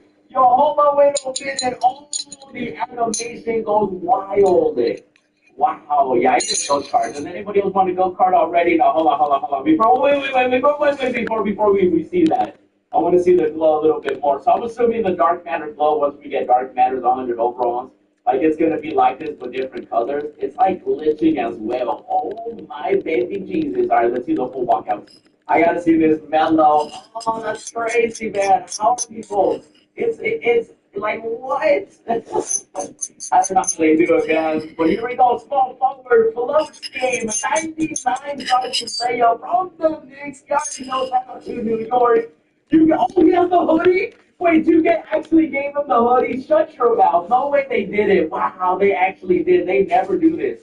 Oh, that is beautiful. Oh, my God. That's actually no, that's a thing of beauty. Oh, imagine getting a go kart already, bro. What the heck? No, that's nasty. Get that right there, bro. What? He has the hoodie. So he has the hoodie like in the jersey. I kind of wish he did it in the jersey, but like I love the fact that they actually gave him the hoodie. That's wild because they never usually. Oh, that looks nasty. Oh wait. Look at that animation, bro. Like, it just has a little bit of glow. I'm a sucker for visuals, guys. Like, if you need animation that looks good, I'll equip it. A player indicator. I wish the game would add more visual stuff, but look at this. It actually has, like, some lightning. Hey, okay. So we got to see the other rewards, though, because obviously we know Melo. I didn't even realize that Melo had it on this side as well. It's just a small little thing, just to make it a little bit shinier, you know what I mean? A little bit crazier. But I do like how Melo is looking. But I do want to see the other rewards as well, because I'm pretty sure at the moment, actually, before we do take a look at that, I just ended up getting another rep level. So let me redeem this real quick. Again, tell me where you guys are at. I'm at the Sapphire 1 tier. So, I get all this, which, whatever, we get recent stuff. But once you get to the Dark Matter tier, you unlock all of this right here. Putting Melo, you get the Indian player indicator, you get the wall as well. Dark Matter banner, you unlock all training challenges, the Dark Matter ball, you get the black hole. Oh, what's the black hole ball? Hold on, Dark Matter court floor as well, and then send your empty arena into outer space. What the heck is that even? You're going out of space now too? What the heck? This guy's like, what? That's crazy, bro. So let's keep it going though, because Dream right here has basically everything that we want to see. Again, a big shout out to him, and let's take a look. So next up we got he actually has the hoodie in game as well. Wow. And then this is the dark obviously the goats, symbol that we know. Wait, is that the dark? No, that's the black hole ball. Oh, that looks filthy. See, I'm a sucker for visuals, bro. If I could get that, I want that basketball. It literally, wow. That looks like straight out of like Dragon Ball Z or like Naruto, bro. Oh, look at that. Oh my goodness. I want that. I want the black hole. Oh my goodness. Wait, what happened here? Oh, getting reported. Report cheese. Wait, what? What happened there? You look at that. Ooh, I want that. I want that. Oh. So you actually get you get the hoodie, like the hoodie's on it. I wonder how it would have looked without the jersey though. Like imagine without a jersey. Oh, I'm blacking out. Man. So that's what the black ball looks like. I want it. And then the alien, obviously, player indicator. I want that so bad. Dude, that might be the best looking ball ever. Wow, 2K actually put in effort on the rep rewards this year. Because last year it was like, look, go Tatum and it was go Tatum, but now you get a hoodie on Melo, you get a black hole ball, and there's still more. There's still more up in here. So that is obviously a quick little gameplay, of Melo. It's nothing crazy. I would have pumped that personally, but it is what it is. Just for the layup. I'm sure he's been playing a lot offline, so the fact that he's online, he probably feels, a little different. But I gotta see everything else, so let's keep it going. Here we go, the Dark Matter floor. Hey, let's see. I want to see it. Oh, look at the black hole ball looks so fire. Wow, I actually want that. Oh, I want that so bad. What the heck? Yo, where's the Melo in the lineup, though? Where's the Melo? Hexamelo yellow. Favorite color, yellow. You already know. Bang. We're going to see everything right here. Dude, I'm at the Sapphire tier. How am I going to get to Dark Matter tier, bro? Who's already top tier? Oh! Wait. Oh my god, I want It is not that serious. Yeah. Yo, can I just. Yo! Wait. Oh. Wow, so you get the dark matter card looks fire. Oh my, no, I need it now. Are you kidding me? Look at all the balls on the bottom too, like all the black hole balls. Yo, that's actually crazy. What? No. 2K, wow, man, I wish, you know what else 2K needs to bring back? Like, they gotta bring back collector level, bro. Look at this, that looks actually, oh, this, man, I don't think it's, like, worth grinding all these hours, because these dudes be playing, like, 24/7, but like, man, can I have it? Like, I want this, bro. Oh, I'm so jealous.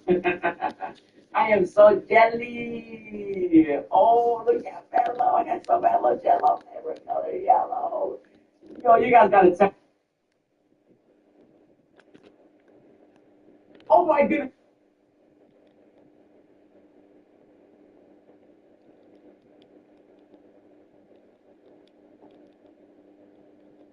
What's the GTA 6 news? What the fuck?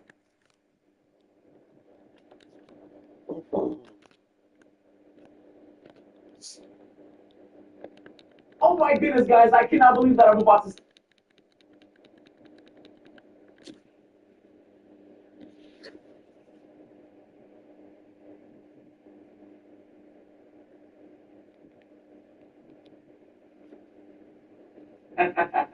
I am so jelly. Oh, look at Bello. I got some Bello Jello favorite color yellow. Yo, you guys gotta tell me, bro. Do you like the corner? Am I overreacting? Like, am I just the only person that likes visuals? Like, again, I'm a sucker for them, bro. In Clash Royale, you got emotes. I love the emotes. You got banners on there. I love the player indicators, the 2K2.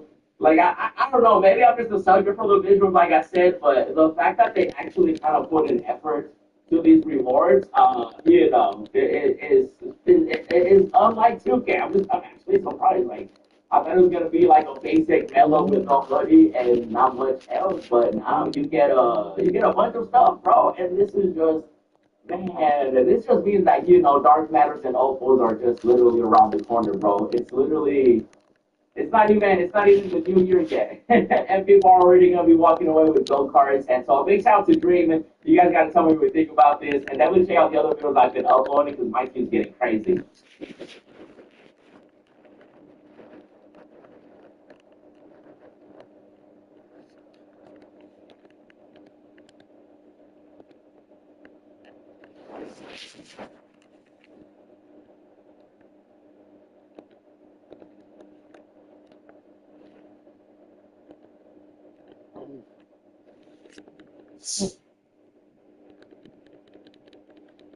What?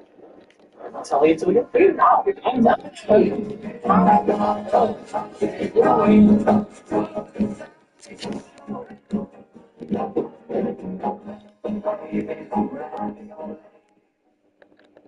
a great razor. I loved it, but I'm not going to pay more money for it. Better razor, same price. That's Dollar Shave Club. Yo, what is good, YouTube? Welcome back to another JC video. In today's video, yes, y'all see correctly, we are finally doing gameplay with the best player maybe in the NBA right now, the man himself, the alien, Victor Wembanyama, who is having just an unbelievable start to the season for the Spurs. And obviously, he's been like the best card in my team for the last 2 or 3 years. This dude always rules the game pretty much all year. Wemby is insane. I actually don't think he's quite that good this year. Now, he's still unbelievable. Shout out to my guy, Fantastic, for letting me count for this gameplay. He pulled Wemby out of the hot box. Now, I won't say that is extremely unlikely. I do not think you should go off the hot boxes. I'm not opening myself. I do think it's worth prefacing by saying that. I'm excited to try Wemby and see how good he is. I actually think he may not be quite as good as he has been the last couple of years, though. And I'll explain why I think that in this video. So, before we hop into it, if you haven't already, make sure you hit the subscribe button. Help me push the subscribe button on the channel. I upload every single day, multiple videos a day. Literally most of my setup here out of space to record videos while I was out for a few days. So we're still grinding, getting content out for y'all, even though I appreciate all your support. So without further ado, let's take a look at this Wendy card. 7'4", 94 offense, 97 defense, 87 three ball, 87 mid range. He's a solid shooter, especially because again he's 7'4". 87 three ball is pretty insane. 90 standing, 80 driving down. Defensively, he's obviously ridiculous. 97 block, 92 interior, pretty good stealing for 94 offense and 95 defense. Rebounding. The worst attribute on the card, basically, is like 70 strength, 79 speed, 79 burst, 77 agility. Like, the athleticism isn't jump off the page insane. But again, he's 7'4". So it's like, how much does that matter? Now, Phantasma badged the heck out of this card, gave Legend Box out, Legend Brick Wall, Legend Immovable, Legend Lightning Launch, Legend Physical Finisher, Legend Rise Up, and such. He literally gave him every Legend match he could, which I totally understand. But as you can see, it's not like Wimby. I mean, he has one more badge slot. Candles for Days would be an option. I guess Dimer. What's that? Not Mini Marks. Do not add that badge. Pick Dodger you could do. Shifty you could do, although it's not as good now. I mean, look, he's going to miss one or two badges you kind of like to have on the center. Again, he's 7'4" with elite level shooting, very competent athleticism. He's going to be dominant on the interior. Again, this should be the third year in a row where Wimby's probably the best part of the game. That being said, is he I don't know. I haven't used Wimby this year. I haven't used his free agent card. I haven't even used his lower tier cards. Haven't played quick play with him. I don't know how uncontestable his jumper is this year. It's still very smooth and very good, especially for 740. Like, you're never going to miss by him. His shot's amazing. But is he uncontestable the way he was last year? I don't think he will be. And honestly, this year, I think shorter players are a little better on the interior overall, defensively. Just because interior ratings seem to matter a lot. Positioning certainly does too. On the interior, at times, Wimby's going to be a complete effing glitch around the rim. You know, it's going to be ridiculous. But the honest truth is, I think he's a little more stoppable than he has in the last couple of years, where he literally ruled the game for months. It's a good thing I'm saying that, because I think he's like 6 million in peak, and he's never on the auction house, if I'm not mistaken. Correct me if I'm wrong, but he might be more than that. Again, nobody's going to have this card really, except for the very few people who got lucky. He's unbelievable for sure. How attainable is he? Pretty much not for almost everybody. And again, it's a video uploading for entertainment. I wouldn't recommend going and spending a ton of money on it. You know what I'm saying?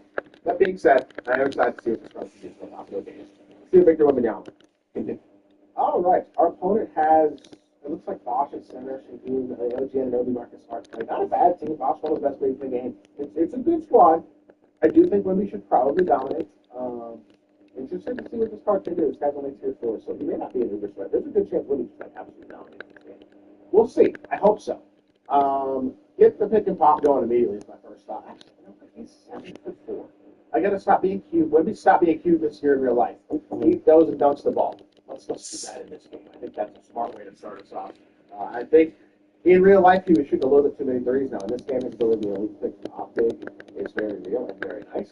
At the same time, I mean, to be fair, kind of sometimes I got stuck in this shot. You know, yeah. You want to be able to dunk the ball in this game. Sometimes with wicked tests are and stuff, it just in my case, having guys who can just go inside people and when he's like the glitchy is like that is really, really nice. We'll take the dunk right there, and he is immediately up to 4 points. Very fast start to his game. Don't got to get too cute. Bad name, I feel like just left the top wide open. I didn't need to do that either. He's not insanely recoverable, you know what I mean? Like, he's not, you do got to keep in mind, 79 speed is still 79 speed. He's not, and 79 is really too. He's not going to be insanely fast laterally or this like ridiculous recovery big. Now, he'll get some very glitchy block and stuff, but yeah, so I think I'm not 100% sure. But we go up the 3 ball again to Bosch. I was trying to chase down that Marcus Smart shot, so I'm not as concerned. That's a pump fake. One fine. Still a 6-point start. Kind of an annoying animation there, but I was trying to pump fake. He gets back. That agility might be something that's like a real thing. Bosch is 88 speed, right? Embiid's 91. Hakeem is 88. I don't know. I'm not gonna lie. I think this Wemby card is kind of slow. He's very, very good. I don't want to get that take. Okay. Let's see. He's very, very good. I can tell you that for sure. But he does kind of feel a little. I don't know. Y'all let me know what you think. Down 10 to 6 so far. Not an amazing start. Catch and shoot here and knock it down. I am interested to try out the jumper. We got to see if it is uncontestable. And offensively, it was incredible so far. Although, again, it's a little slow. I think, honestly, did we have this many good bigs last year? The Bosches and Embiids and Jarens, and I guess we kind of did. The height seems to matter a little less this year. I don't know. The speed stuff feels a little real with him. Because last year, the uncontestability, masked a lot of flaws. And this year it might too, if he's, whoa, hold on, he just made that. Okay. I thought that was a bad shot, and we made that. Now I'm a little rattled. That being said, okay, Embiid gets blown by, so of course it's the same thing. Embiid, you can tell the recovery seems like, even when he got blown by there. That was not an immediate issue. Hit our pop again and shoot again. Let's just find out. Okay, 22. That might have just been my fault trying to know that. He is kind of slow, dude. Like, that was not an immediate issue. Hit our pop again and shoot again. Let's just find out. Okay, 22. That might have just been my fault trying to know that. He is kind of slow, dude. If I have one criticism so far, it's that he's not insanely fast. Is he? Like, I don't know. I think I'm probably nitpicking a little bit. This is a 7'4" guy who does everything good, but he is kind of slow. If you're looking for the biggest flaw so far, that seems to be it. What a contest at the rim. I don't know if he's hammered the game or what, but we're going to catch again, pump fake, and shoot the three and green it. I mean, he's still a demigod. I don't want to sit here and act like this card is insanely good just because I think he's a little slower than I anticipated in terms of recovery. Which means don't gamble with him realistically. Don't help too far off the top. Sometimes you're going to have to give him a dunk with him on the court because he's not going to use his card laterally. And maybe you just X switch and don't give up a three because he's super long so he can contest. That's the one thing he can do is these like recovery contests and stuff. It can be really nice. But you might have to sacrifice some dudes with him on the court at times defensively. Like, believe it or not. I know as much as he's the most dominant defender in the world in real life, in this game, I don't know. I think it's completely fair to say that he is flawed defensively because of the speed against the best bigs in the game anyway. That being said, he is really, really good still. So let's not sugarcoat that. I do still think this is the best big and probably the best card, either him or Dr. J, in the game. Because again, you can kind of mash people at will almost, and offensively, he does seem tough to contest. He seems really, really good. So I am impressed. I just think he's a tiny bit flawed, you know what I mean? Which is a good thing. You wouldn't want the card to be unbelievably, completely and utterly overpowered. To be fair, he literally was last year. So I don't know. Maybe it's a little more balanced this year. Maybe we also just have slightly better answers this year. Maybe the gameplay is a little less rewarding than it typically be this year. But late contest again. Right? Is that me? Probably. Do I think you could probably contest a little better? Also, yeah, let's shoot that. That's a 29. That's 29. Is that me? Probably. Do I think you could probably contest a little better? Also, yeah, let's shoot that. That's a 29. That's a 19, though, for a dice. You know, he's a little more contestable than last year. I'm not saying he's easy. Pass the ball, bitch. Let's shoot that. That's a 29. That one's fair. It's still a 19, though, for McDice. You know, he's a little more contestable than last year. I'm not saying he's easy to contest, but these are not open shots. Last year, these would have all been open. You had to, like, jump at him to get a light lead. I don't remember how uncontestable he was last year. It was pretty OP. And that's not the case this year. 6%, he didn't get that there. He's tough to contest, but he's not quite as OP in that area as he was last year either, I don't think. At least to this point.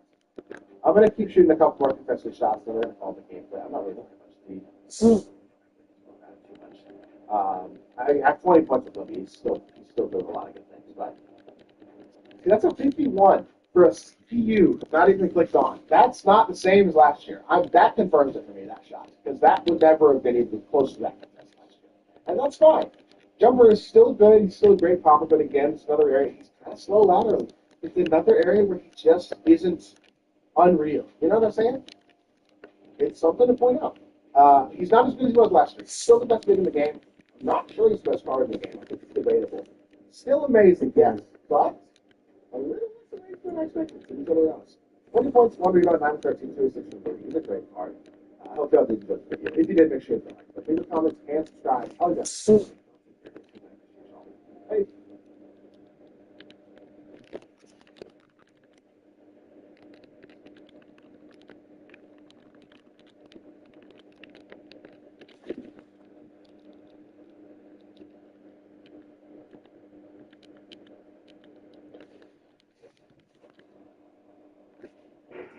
If you live in an Arizona zip code and have 0 DUIs in the last 5 years, so let's say that you and I go out hunting, and then let's say you shoot an arrow at a deer and you miss, and then I shoot an arrow at a deer and I hit. So in this moment, I'm superior.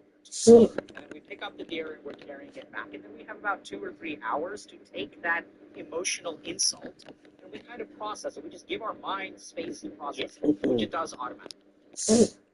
Now, if you look at what happens in people's days, Well, they it's, don't act. it's also that, like, I mean, then you're helping the guy cook the deer and eat the deer and skinning the deer, and now both of you are eating a deer, so, like, you take part in the other person's success. And, like, now I think life, especially social media, is seen way more as a zero-sum game. So, like, whenever somebody sees somebody else doing well, there's not really the enthusiasm to compliment that person or to be positive towards them, but instead to undermine them and make it invalid what their success is. Actually have any time to process what happens because we are so constantly distracted by external things. Yeah. So I don't know if you're like this, but I was in this point where I was idiotically efficient. So I would wake up in the morning. Yeah, and I'm gonna be honest. Like, this is one of the things that with like my dad, whenever my dad passed away, like basically for the first 2 weeks, I was just kind of like I was so busy, bro. Dying is complicated. Holy fuck! There's all this paperwork. You've got to fill out these forms. You've got to make all these phone calls. You got to talk to everybody. Holy shit! God damn, bro. Shit's annoying, man. A lot of shit to handle. Exactly. It's complicated. But then one day I just finally got down, and I feel like I still haven't fully processed it. And like yesterday was kind of bad for me, I'm going to be honest, because it was like the first holiday that I spent without either of my parents, right? Because it was Halloween. Like my dad would take me out trick-or-treating and everything. And, I don't want to talk a whole lot about that right now, but like just in general, that's the way that I felt. And it was a weird, not so great day for me yesterday. But I'm a 30, I'm a grown-ass man, 35-year-old man. I can handle this. Like I'll be fine. But anyway, even now, yeah, at 30, absolutely. And so the truth is, though, is like I remember like one of the days I just kind of went into his house and I just sat in his chair and I just cried. And I was just like, it was like 2 weeks after he had passed away, and I was just like, fuck, man. And even now, I think about this shit. I do. I think about this shit all the time because it's so it's normal. It is, but like I was so distracted prior to that I didn't really even have time to process those emotions. That's the point. And I think that's what happens with people all the time. And I think that it's like, you're doing that, you're microdosing on that, and then eventually it builds up to being like an actual problem where you never process. It's what I said before about how like people go on the internet with like unresolved personal trauma, and then they want the entire internet to live it out for them. So like, for example, like you had a girlfriend that cheated on you. All girls are whores now. You had a boyfriend that, was abusive. Oh, I'd rather live with a bear, right? Like, this is your own personal trauma that now you're putting on the whole world. And I think that, like, there's a lot of examples of that. So instead of working through it privately, they do this instead. Morning, and I would listen to a podcast while I'm like doing my exercise or whatever. And even when I'm cooking, I'm listening to a lecture. Yeah. And then like when I'm walking to the train, I have earbuds in and I'm listening to a lecture there. On the train, I'm reading. I wanted my life to be completely efficient. Excellent. Yeah. I didn't want to waste a single moment. I literally listen to the news in the shower. Right? So we don't want to waste time. So if you really think about it, where's the attention of your mind? Your mind is pointed outside of you. Yeah. And so then what happens is once we do not pay attention to ourselves, we lose sight of our internal signals. Literally in the same way that if you raise a child in a dark 100%. cave, Absolutely. the photoreceptors in their eyes won't develop. They will. That's exactly the reason why I have, like in my house, all my lights are always off. Because I think that it will allow me, eventually I'll be able to, I can almost see in the dark now.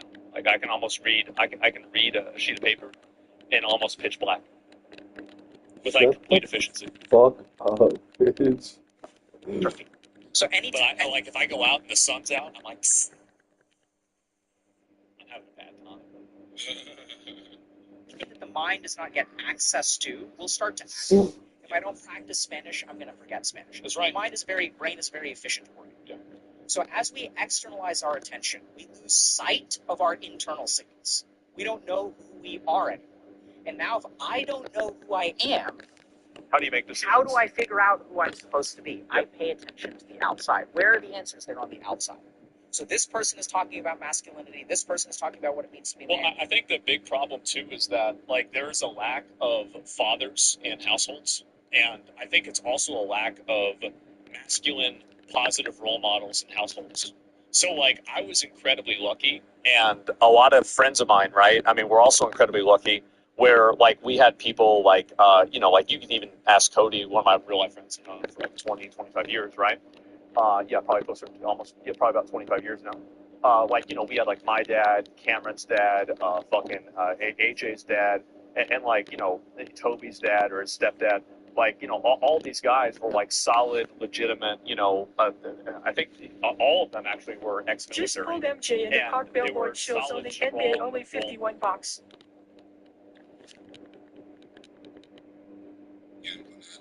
Models, because like in my opinion, it's like you want to look at like who was a positive, who was a great male role model. It's not somebody like Andrew Tate or like even Jordan Peterson. You look at that, like my role model, like I would say, like who would I say like you want to be like? It's like Aragorn, right, in Lord of the Rings. Like that's the guy. That's the guy. And like a lot of people think that like masculinity and being a man is like the ability or the willingness to exercise power. And I don't think I'm from Bronx since I'm from Cleveland. I think that's true. Yeah, or Goku, right? Or Goku's another one. And think about how completely culturally universal Goku is.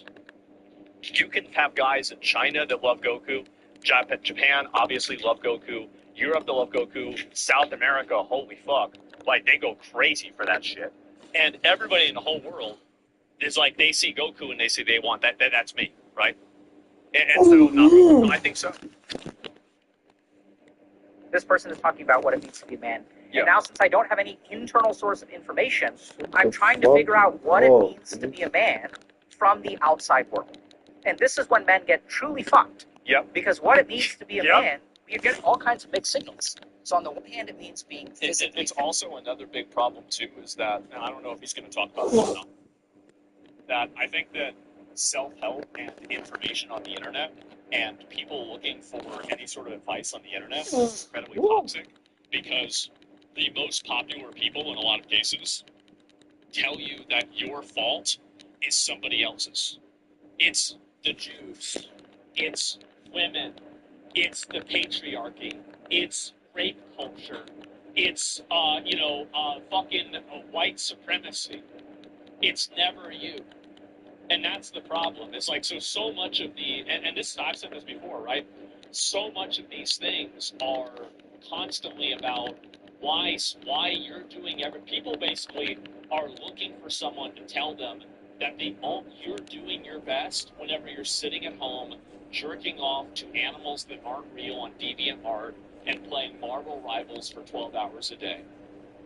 And if you don't tell them that that's the right option and you're doing the best you can, they're going to look for somebody else that will. That's the problem. It's so toxic. Massively toxic. But on the other hand, it means being a provider. On one hand, it means having sex with many women, fine. On the other hand, it means having sex with just one woman and being a really solid man and being a good father. And then there's also people telling us that being a man means that you're shit, right? That you're toxic, that your testosterone level makes you violent, that you're evil, that you're privileged, that there's patriarchy, all this kind of stuff. So we're getting all this information from the outside about what it means to be a man. So the other, there are all kinds of interesting ramifications of this. So men in today's society are not allowed to complain. So if you complain that you're a successful person or a privileged person, everyone is going to think you're arrogant. Everyone is going to think, oh my God. That's right. Yeah, absolutely right. The people that are seen in a privileged position, like I think this is true for streamers. Like I have a lot of streamers that will talk to me, and they'll tell me, they're like, I really wish I could tell people this, and they'll be upset whenever they'll tell their audience something. Damn, there's a rainbow. It's a sign.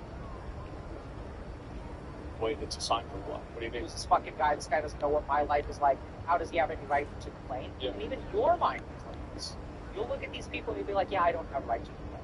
Yeah. But now we need to stop for a second and think about what it does to you. I think also, to a certain extent, it is true.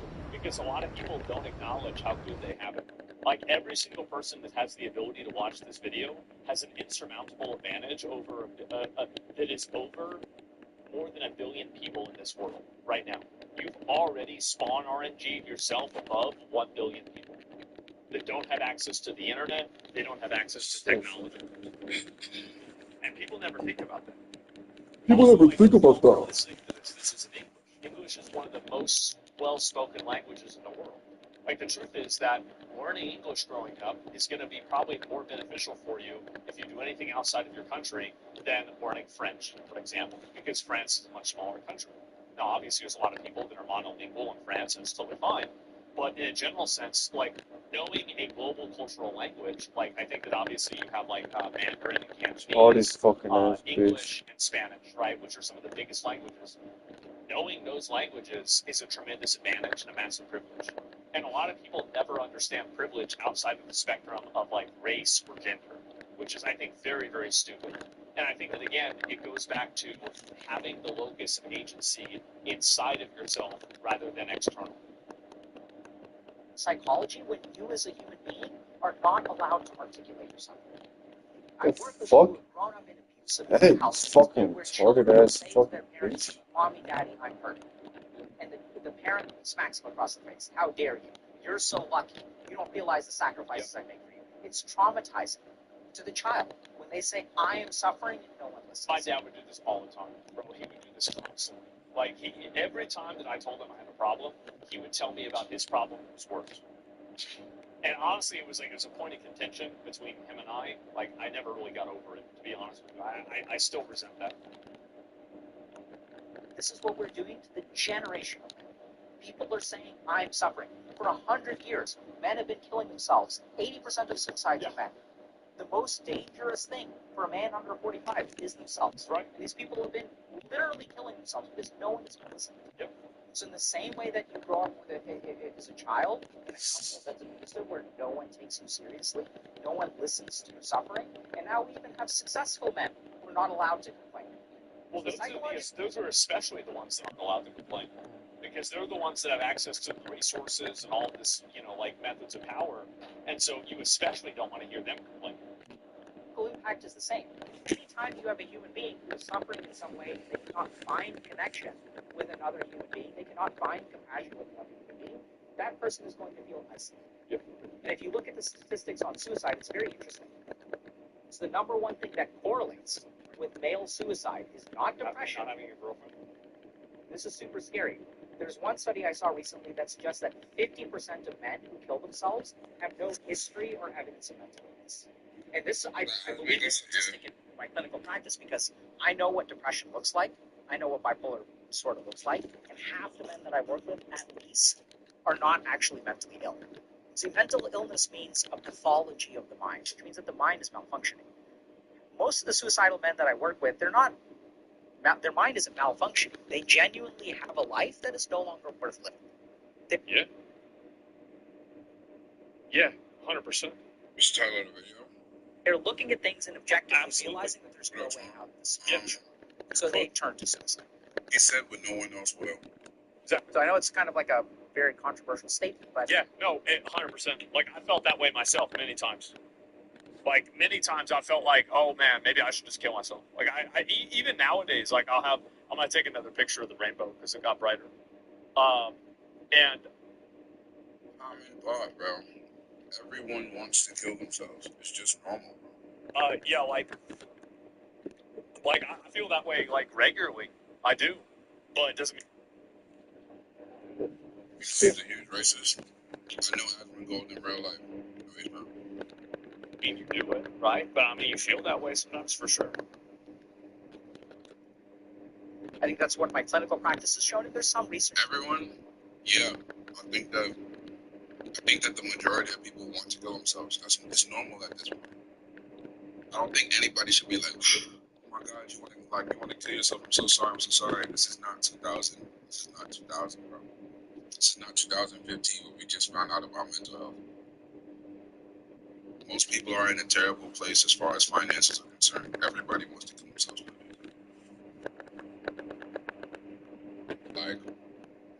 Like America is just not in a good place, bro. Most people do not have funds to even be able to put food on the table. You know what I'm saying? Like, people, yeah, like, look at how many people are not having kids until they get in a super good situation. Everybody wants to kill themselves, bro. Especially as you get older. Especially as you get older. once you don't got money to feed yourself, like some niggas is gonna be to a point where like I can't get no bitches, I can't feed myself, whatever. You know what I'm saying? Like it be like that. What about you, bro? Like I've said I want to kill myself all the time. Like of course I've said that. But I feel like everybody says that. Everybody says that. Literally everybody says that. Everybody says that. Even back that up. It's just We sort of look at what's going on with men. We're sort of they have nowhere to turn to, and the number one thing that correlates with it is not mental illness, but it's a sense of thwarted belongings. So this is kind of like multivariate regression analysis. But basically, what happens is what causes people to kill themselves is they try to connect with others and they get rejected. Yeah, so, and this is what happened. If you feel like this nigga racist, does a nigga support ICE? I can see where you're coming from. I don't think he's racist. When I watched his shit, I saw where he was coming from. Since people, that's why they go on the internet, they hate everybody else, etc. Yeah, sure.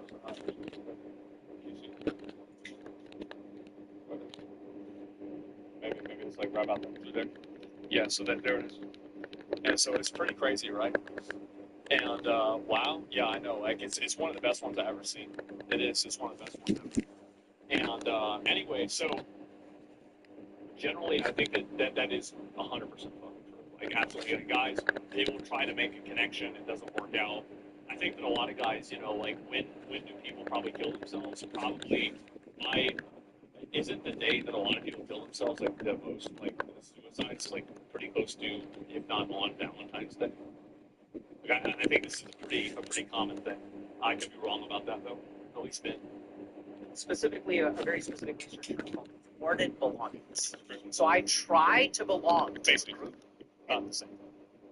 That group, or multiple groups usually, will thwart my attempts to join the tribe, to join the community. And this is what actually correlates a lot with suicidality. Yeah. So what's going on with men right now is that we really don't allow them to suffer, you know, because then you're not manly. Yeah. And we're so externalized with our attention that we're not connected with ourselves. And so we're looking to other people to tell us what it means to be a man. But that may or may It's not also work. because there's less fathers. Like there's less there are less present fathers that are actual like men that are playing a role inside of their kids' upbringing. And I think that's another huge factor. Is they don't have any father figure growing up that they can look at and be like, okay, this is kind of what I should do, right? For you, right? That may have been what worked for them. So then we kind of get into this problem where we're disconnected from ourselves, and then like the world doesn't accept us, we're not allowed to suffer, and that's what creates the problem. What is the remedy to this? So I think the first thing is we must reconnect with ourselves, right? So when you're kind of saying like, why does everyone think, oh, I need to like achieve this, I need to make this money and things like that? Where did you learn that you should do all that? You learned all that from outside. Instagram, right? So we get fed all of these ideas. Look at all you these have to live your life a certain way. You have to be a certain person. You have to have these ideas. You have to, you know, achieve these things and all of that. It's all bullshit. You don't need to do any of that. You do whatever the fuck you want. influencers. What are they doing? They're never crying. They're smiling. Some of them will even pay very attractive women to take pictures with them. Well, some of them are crying, but they're crying and uploading it for ulterior motives, right? Yes, absolutely. And I think a lot of them are genuinely suffering too. But then it's also like there's all kinds of weird stuff going on. So one thing is like people say that men we don't allow men to be emotional nowadays, but people say, oh, men are allowed to cry. This is something that I experienced even in my marriage, where nah, bro, that's like a Venus flytrap. Exactly. Men are allowed to cry. Bullshit. People, no, you're not. Don't do it. Don't do it. Don't do it. Remember whenever Kyle Rittenhouse cried in like this court debate, and people used that as a meme for like years. Yeah, don't do it. You don't want to do it publicly. Definitely don't. Like honestly, like I try not to cry in front of anybody. Exactly. Just in private. we allow men to cry, but we don't allow men to be angry. But why is it that men no longer allowed to be angry? Just think about it for a second. So anger is just a completely normal emotion. But if I'm in a situation where I'm in an argument with my wife, and I feel emotion pain, and I express emotion pain, and she feels emotion B. These two things should be equal, right? Yeah, no, Both- so right. I hope you understand what I'm saying. There are so many cases in society where the feminine norm is They just considered act crazy. better and more acceptable than the male norm. Yep. And I think there's like a over-feminization of society I agree. that happens inside of education, that happens inside of, I think, popular culture. And I think that it also happens inside of companies too. And basically, whenever it comes down to which emotion is correct, is it the man's emotion or the woman's emotion? The typically male emotions are seen as wrong, and the typically female emotions are seen as acceptable. It's a huge problem. Big problem. Human beings get to express what we feel. Now, in the case of me expressing anger and her expressing sadness, she's crying and I'm yelling. Suddenly, I become a villain. That's right. It's so interesting. Yep. I saw a viral tweet yesterday. It was someone Googling, my wife is yelling at me, what should I do? And then my husband is yelling at me, what should I do? Yeah, and the wife, it's like, call the police. It's like, this person's terrible. And then the husband is like, what did you do wrong? Yeah.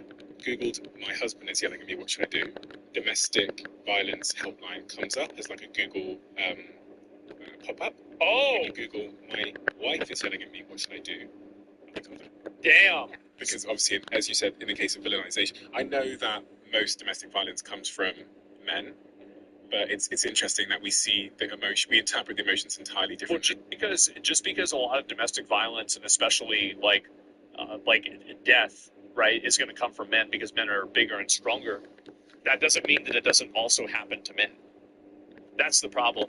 Is that just because something is statistically less common doesn't mean that it doesn't happen. Like, let's say it's 80-20. That means it happens 20% of the time. That's an insanely huge number. Men don't report it as much? Yeah, they don't. Well, because of, remember that ratchet fucking hoe, Nina?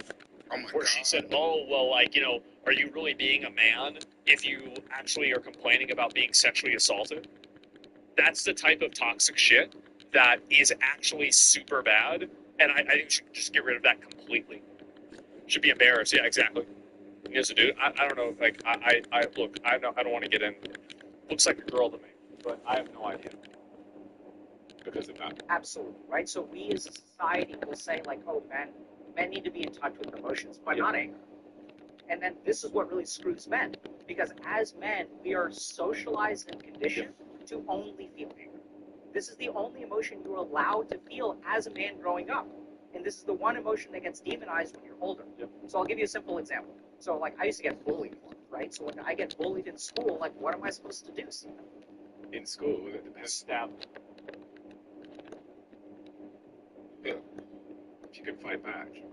Absolutely. Right? It's fighting back. That's right. Like, you didn't say, talk to the teacher. That's what my dad told me to do. No, in 8th grade, like, there would be a kid trying to put his hand in my pocket, and, like, I told my dad about it. He's like, just stab him. And I'm like, okay. I just got a fork and I stabbed it. I broke it off in his skin. Never did that shit again. I was in 8th grade. You didn't say, ask for help. You didn't say, cry about it, because if I cry about it, what's going to happen, Stephen? That's it. You're going to get bullied. Absolutely. So we turn every emotion. So men experience anger as an umbrella emotion. We literally suppress and are conditioned to suppress all other emotions except for anger. And then if you talk to men about their experience of life, anger is always the first thing that comes out of their mouth. If someone breaks up with you, how do you feel about it? Do you feel ashamed? No, that's not what we say. I feel pissed off. How could she do this to me? And then I generally actually don't get mad. Like, it's rare for me to get angry. It happens, but, like, I try to avoid it as much as possible because I've felt like, I look back at my life and I say, when was the last time I made a good decision when I was mad? I remember. Never. I've never made a good decision when I was mad. We vent that anger on the internet, and then this turns into misogyny, right? And then we get demonized for it. And it's not that there isn't. We should be harshly judged if we act. But why is it that women can go on the internet and talk all this shit on men, see how horrible men are, how bad men are, but if men criticize toxic feminine behavior, we're seen as we hate women and all this bullshit. That's the reason. That's the problem. The problem isn't that you can't do it. The problem is it's a double standard. Kinds of emotions. I'm not saying that that's the case. Yep. But what we also That's need to consider is that good when she men not who talking. are saying these kinds of toxic things Nina look good. are saying that for a reason. This is because of their upbringing.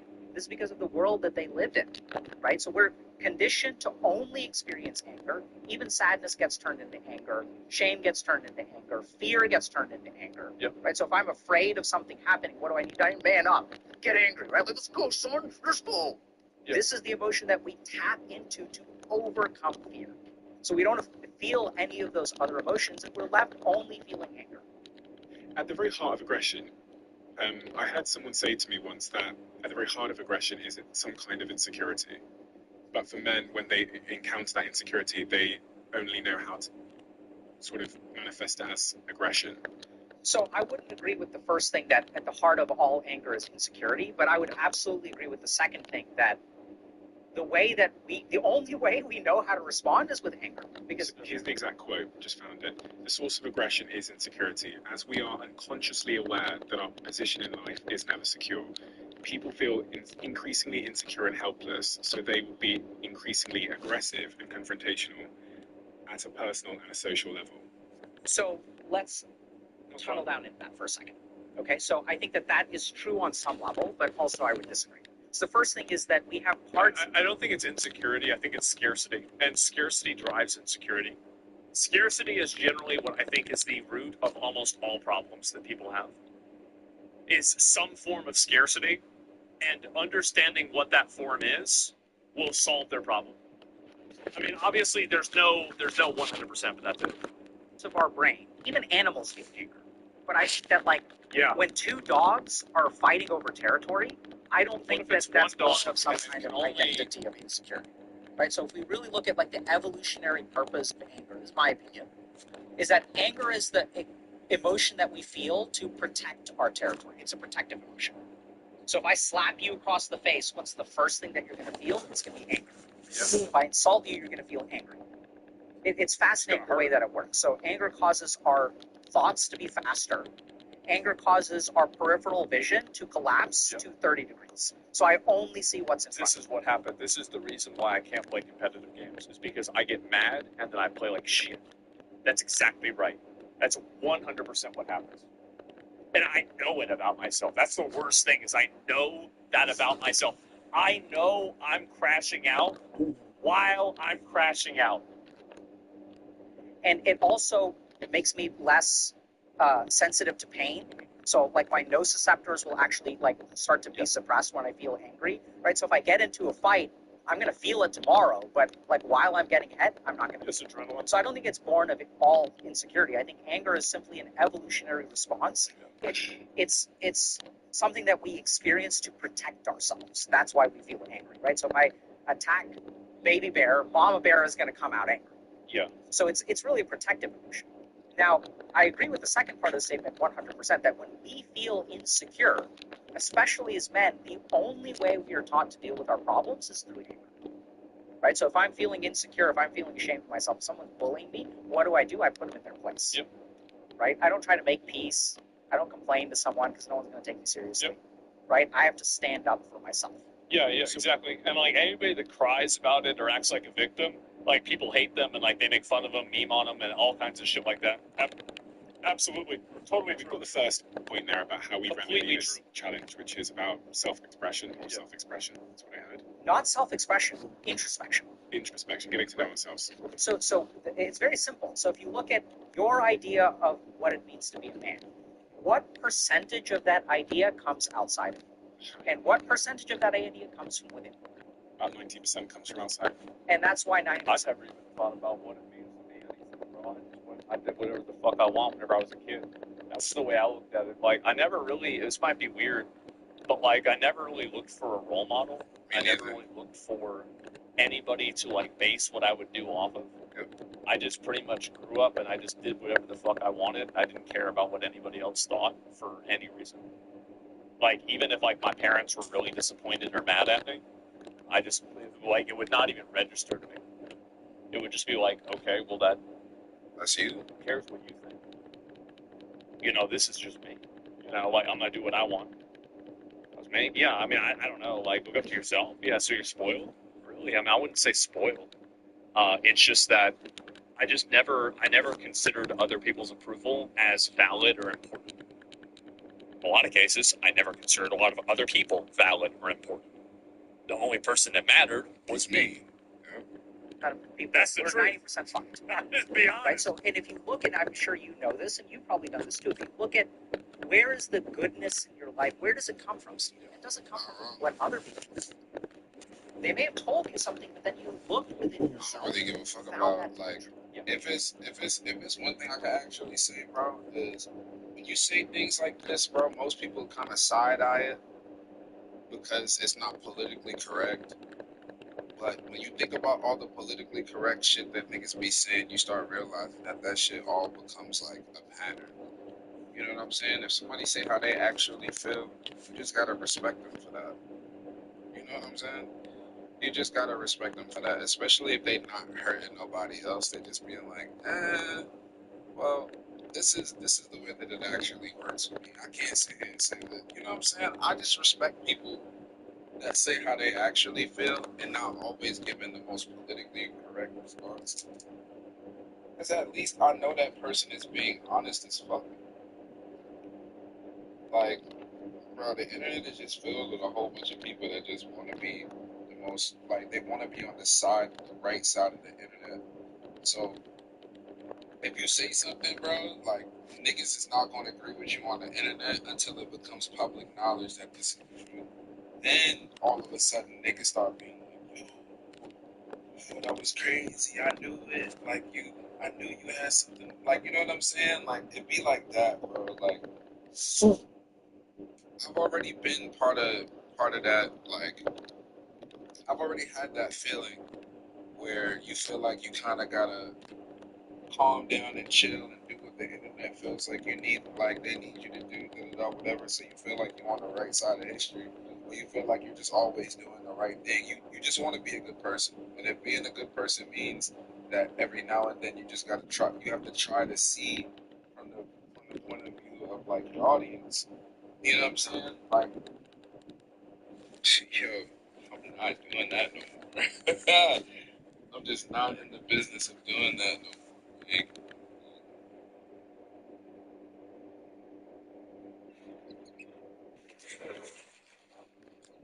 That's sliding her low here, boy.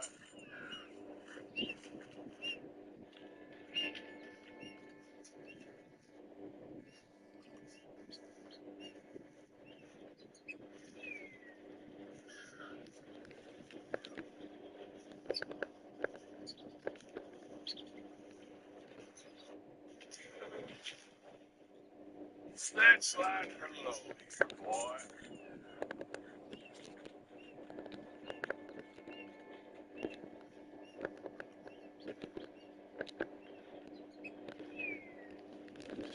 Just leave me alone.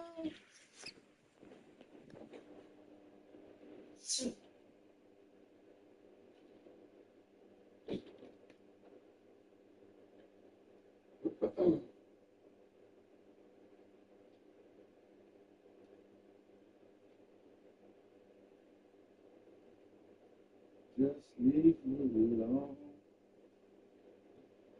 Just leave me alone.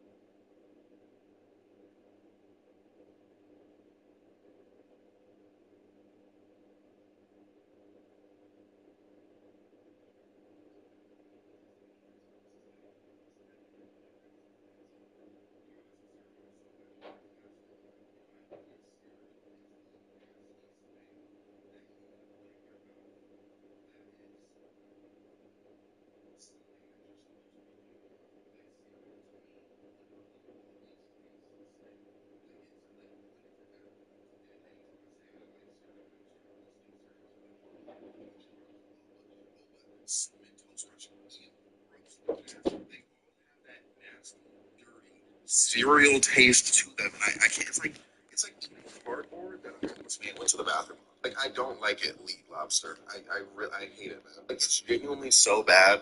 If I witnessed the love interest in cereal, I'd probably have to move. Because it's the smell too. Like there's the cereal taste that's in every single cereal, and it also has that smell. Like cereal.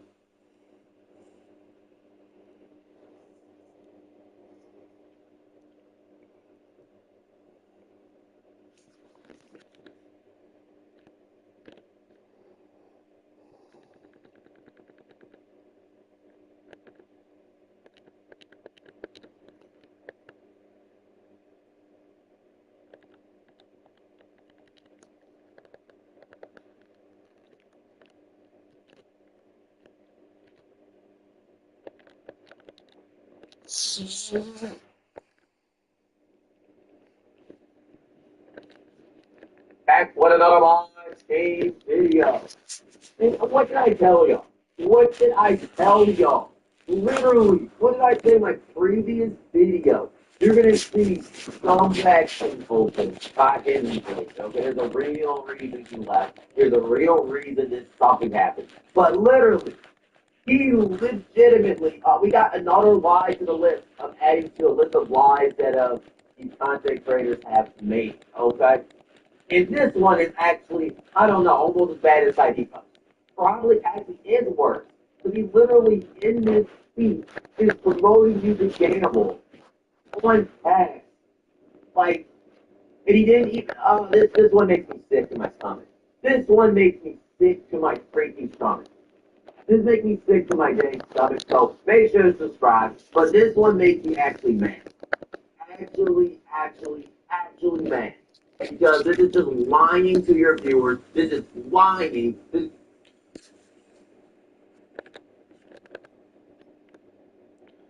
What's the recommended amount of water you should drink before donating plasma? And how soon? I mean, how? What's the word? I can't think of the fucking word.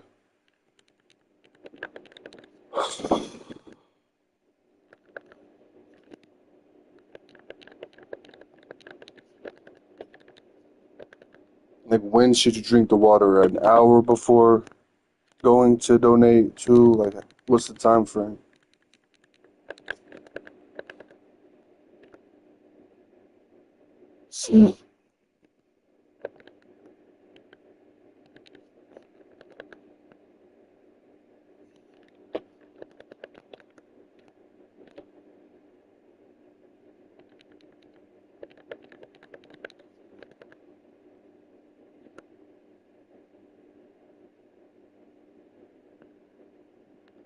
Can you put that amount in bottles of water, like a 16 ounce?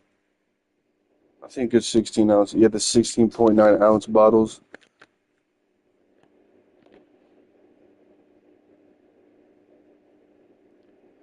Can you put the amount into bottles of water, like the 16.9 ounces?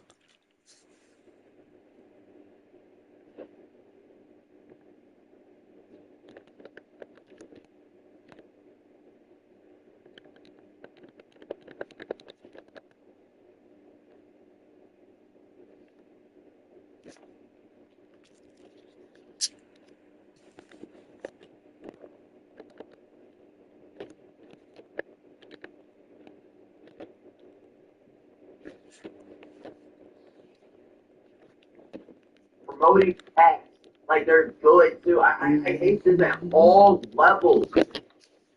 At all freaking levels of what this is. This is so garbage. But we're going to actually put it up on the screen real quick, and we're going to show it. We are going to actually show it. So right here on Henry Bladen's thing, right about... You ever see someone so attractive on social media and you go and open their profile all excited and boom, there's a Bible verse in that shit? You ever see someone so attractive on social media and you go and open their profile all excited and boom, there's a Bible verse in that shit? You ever see someone so attractive on social media and you go and open their profile all excited and boom, But like Cheerios has the most of the nastiness in my opinion. Like it's just gross. Like what? Like ew. Yeah, and you know what? If I ever see someone ruin some perfectly good white milk with some cereal, I get mad. It ruins my day. Do I mess with cereal? I'm so glad you. What frustrates me the most about being autistic in a neurotypical society is the fact that everyone agrees that life is hard, but everyone doesn't agree that life is hard because of humans. Like everyone keeps believing this propaganda that life is just naturally hard. The natural order of life is suffering and is like difficult, but existing. There shouldn't be anything hard about existing, especially authentically to yourself. Like, there's nothing hard about just being, literally just waking up and being who you want to be. There should be nothing hard about that. What makes it hard are all the roadblocks that other conscious humans put forth in front of other people just to govern and control them. Like, what makes life hard is this battle that we're forced to participate in between people who want to exist authentically and people who want to control authenticity. The people who want to live in a liberating utopia that is possible versus the people who want to upkeep a systematic hierarchy that has proven for eons now to be a fluke. I actually don't understand why we keep trying to do the government thing. Like, the society literally always falls. Especially the problem being that, like, we keep trying to govern millions upon billions of people throughout a collective instead of just like a small fucking community that's actually like viable to govern, especially amongst themselves. But no, like, must exist these greedy fucks that desire so much control over other people. That's why, like, I don't actually find it commendable when people say they are a CEO or they have employees, they have people that work under them, which to me, that I just hear like, oh, you have people that help upkeep your dream, but they make less money than you, and they probably don't have as much of an opportunity as a living that you're making, despite the fact that y'all are all working towards the same dream. That's not even their dream; it's solely yours. I don't like how in a capitalistic society, the hierarchy is this instead of this. Like, I feel like CEOs thanks to their conglomerates, like their employees and whatnot, everyday person that is clocking in for fucking 40 hours a week. Those people should, in my opinion, be richer than the CEO who just works whenever they want to. Like, someone's active income is somebody else's passive income, and that person who's making active income is receiving the pocket change of the person making passive income. Like, as a CEO, unless you're still doing the job of like the retail employee, the representative, the team member, you should not be making more than the person who's actually clocking into the store every day. But that pocket change that they're deviating out to their employees should be more than the take home for the CEO. Like, literally, like, billion shit. Like, if you're a billionaire, why are you a billionaire? Why do you still have all of that money? Why haven't you fucking fixed the food crisis? Why haven't you fixed the housing crisis? Like, at that point, you're deliberately not helping. And this reminds me that I fucking hate that thing that rich people say, especially when it's a person that went from like middle or lower class and they actually get rich and they call themselves getting to the other side and seeing it from a different lens, and they say some shit like, oh, now I see why billionaires don't help. Y'all can't be helped. Y'all need to learn to help yourselves. No, you're a piece of shit and we're coming for you first. What for sure.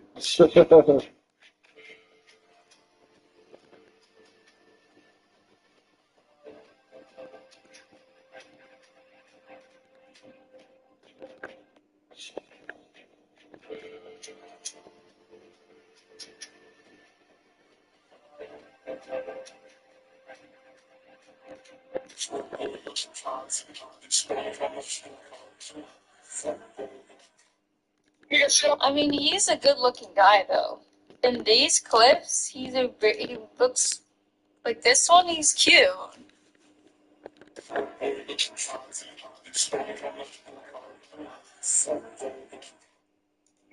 I mean, he's a good-looking guy.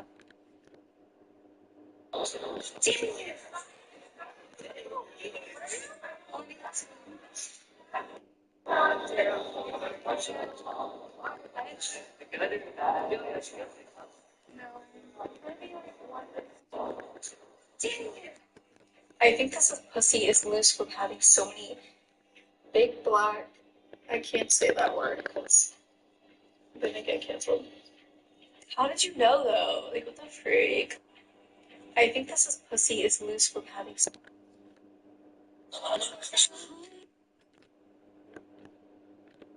many big black. I can't say that word because. Tell them you with the advocates. Wait, I'm with the advocates. Am I valid? You valid. And you like chocolate. Tell them you like chocolate too. Okay, do you guys want to shout something out? No, want to show. Oh. Look, you don't like chocolate, but you want to put us in your ability. No, I love all flavors. I love all flavors.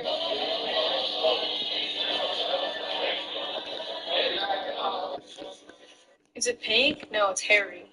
Hairy and smelly. Hairy and smelly. It's been a long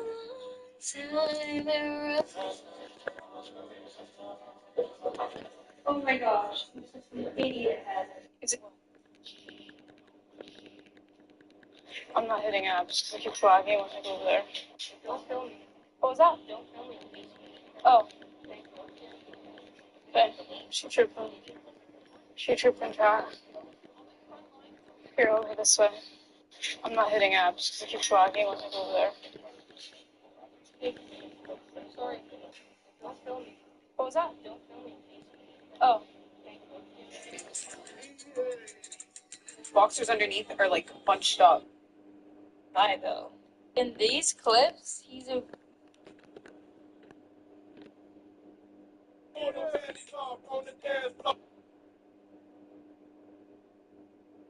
He looks. I'm not trying to be depressing or nothing, but when you really think about the absurdity of life, or it really is no point to this shit. First of all, the possibilities of things you could be doing is infinite, and the possibility of things that you can't do are infinite. And then you think about it, we all just wake up, do the same shit every day. Wake up, eat, sleep, shit, go to work, survive, have a little fun, try not to be sad and miserable. It is like, bro, what? Bro, Then that's the Drew. crazy part. That's also the main reason that life has meaning is because it has no meaning. Life is so vast, infinite, and absurd that the whole point of it is to create your own point. Because for the That's average not person, the they think the point. point of life is to laugh, to love, to live, to have kids. That's because that's what society teaches you to do. That don't mean that's actually the point of this shit. That's just what we think the point is. But as we've come to learn through our human Just know, just know. I'm watching a TikTok where this guy is, what's the turn of phrase, where he's saying a sentiment that a lot of people also say, that the point of life is to make your own point or something like that. And I feel like that's circular and that's it's not really saying anything. What do you think? Or am I just missing the point?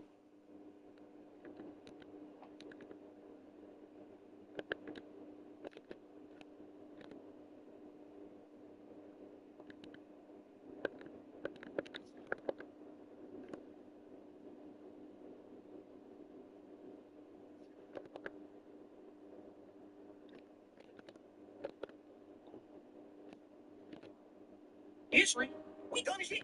Just 'cause we think it don't mean it's true. But all in all, the whole point of this video is basically just to bring attention to the fact, like, there is no point to this shit. Life is literally your point, right? There is no point to this shit. The whole point is to make your own point. I'm not trying to be depressed or nothing, but when you really think about the absurdity of life, or it really is no point to this shit. First of all, the possibilities of things you could be doing is infinite, and the possibility of things that you can't do are infinite. And you think about it, we all just wake up, do the same shit every day. Wake up, eat, sleep, shit, go to work, survive, have a little fun, try not to be sad and miserable. And it's like, bro, what the fuck? But then it's the crazy part. That's also the main reason that life has meaning is because it has no meaning. Life is so vast, infinite, and absurd that the whole point of it is to create your own point.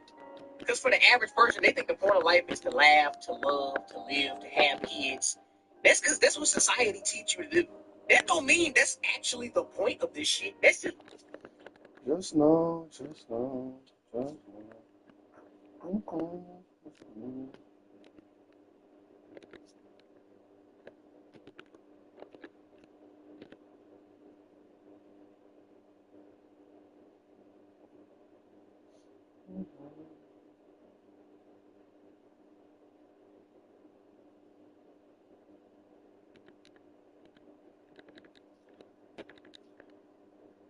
I'm not trying to be depressing or nothing, but when you really think I'm not trying to be depressing or nothing, but when you really think about the absurdity of life, where it really is no point to this shit.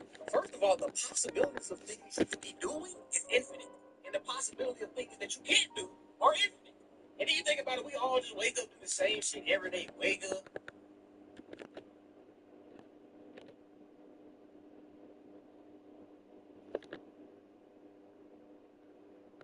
So is your issue with the statement he's saying more on how he's saying it? Because you're kind of saying the same thing that you're kind of disagreeing with how he's saying it, but you're kind of agreeing with the overall point, or am I getting that wrong?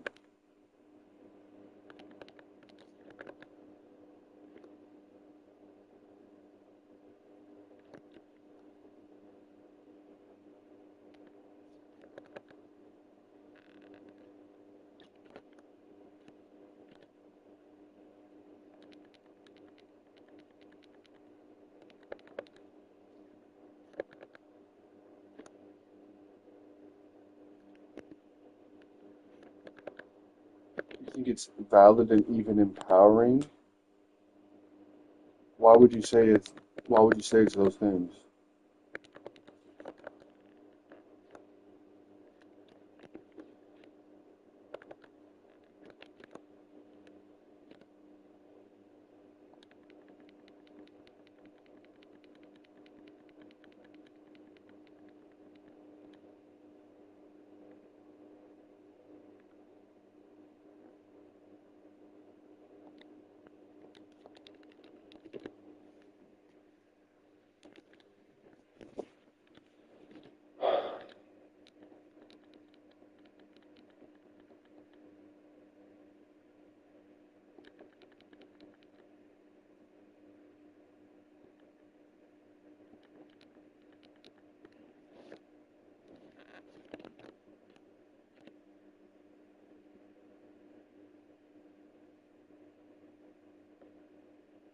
I just want to.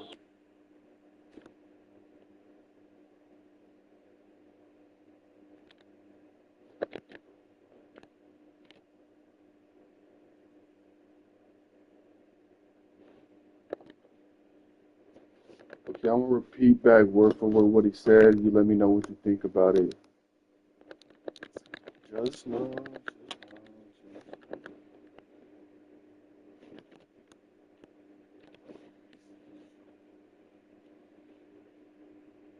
I'm not hitting it.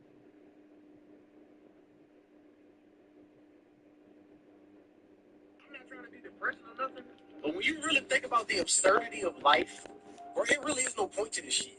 First of all, the possibilities of things you could be doing is infinite, and the possibility of things that you can't do are infinite. And then you think about it, we all just wake up, do the same shit every day. Wake up, eat, sleep, shit, go to work, survive, have a little fun, try not to be sad and miserable. And it's like, bro, what the fuck? But then there's the crazy part. That's also the main reason that life has meaning. It's because it has no meaning. Life is so vast, infinite, and absurd that the whole point of it is to create your own point. Because for the average person, they think the point of life is to laugh, to love, to live, to have kids. That's because that's what society teaches you to do. That don't mean that's actually the point of this shit. That's just what we think the point is. But as we've come to learn throughout human history, we dumb as shit. Just because we think it don't mean it's the truth. All in all, the whole point of this video was basically just to bring attention to the fact, like, there is no point to this shit. Life is literally your playground, and there's no point to this shit. The whole point is to make your own point. I'm not trying to be depressing or nothing, but when you really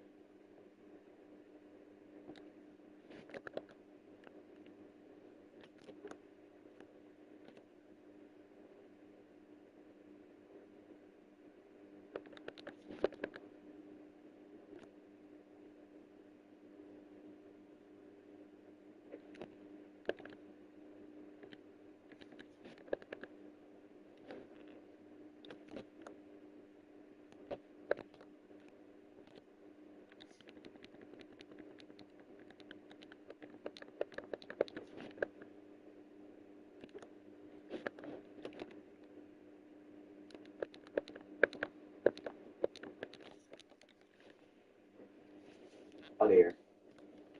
Okay, right here. He says open a few empty singles, right? And he said he pulled Dylan Hartford. And he said, ah. So guess what he ended up pulling? Okay, well, that's what the thumbnail is. When you click on it, he deleted his tweet. He deleted it. He deleted it right here. Shout out to this guy making sure that they saved the tweet because he deleted it. And he's right here says, yeah, so this happened. I might be employee of the month again, Cooper Flag Series. So you understand what, he said Cooper Flag Series. Okay, Cooper Flag Series. And guess what Lethal ends up posting at his tweet? We go to Lethal thing. He asks Henry Bladen, literally exposing that he opened. It's hard to see. Let me click out of it. It says on the ticker, Henry Blazes just pulled Chills Cooper flag from a 55 and 92 topper. Why are you lying? Why do these people like this? Just exposes what I said earlier. This exposes what I said earlier. This exposes what I'm talking about here. That he deleted that tweet, pretending like that tweet never happened. Saying he's employee of the month, he pulled in a few MT singles, and he just so happily got lucky with it. And I don't like this, because I remember a few days ago I was just talking about why is everybody trying to use the hashtag to act like two negative comments about people that point against their word is being, oh my God, it's the end. And I told y'all going to see Henry Blaze back and post something, and it did. It literally did. It literally did. He said right here, if we go on this video, right, where he deleted this outside this video, I am done dropping with the hashtag. It begins this week. I'm going to maintain respect with the devs. I'm going to continue to practice what I said. But like, literally, why are we taking practice? Why do we just be lying? I mean, Ty Depot was another thing where, like, he just straight up just the whole week says he's not opening backs, he's not doing this, not doing that, not doing that. He's not going to be ripping any backs. And then like, that's what I mainly said. I only think JC thing, like, I know some people got me in the comments, wasn't like as big of a deal. The deal is he made a thing saying he wasn't going to do something, went back against the word. Like, why does YouTubers need to do that? Like, why are we lying about that? Y'all only want the positive of player over movement. Like, y'all, like I said, I'm happy we got some change with it, you know, because people just don't really care about players over profit. They just like it because of the positive they get from their comments in their videos. Because, like I said the other day, it's like, what is the need to lie about this? And I already knew it. I already knew when he said he's done the hashtag, they're going to use the negativity, attention, anything to go back to packs. Anything so they can go back to open their back. They'll say the negativity, which I don't think the negativity was all that bad if a few people are calling us people that literally went against their word. And the reason why y'all don't like a ticker is because it exposes the nonsense y'all promote on Twitter. Like, it just exposes the nonsense that you promote on Twitter. Because it's like, I don't know. It's so frustrating, literally. It is just so frustrating. It is just so. Let's read Ty Depot's comments under this video. But it's just so frustrating when people act like they're for the movement. They said they had issues spending your VC. And then you go on their channel, you'll see a big pack opening, or you'll see that. It's like, dude, if you're going to do that, just don't lie to your followers. The Thanksgiving turkey sub is back at Firehouse Subs. Firefighter approved. American flag is a symbol of what America stands for. The opportunity, freedom, even greater respect, because the flag is issued to those that have honorably served their country and served America.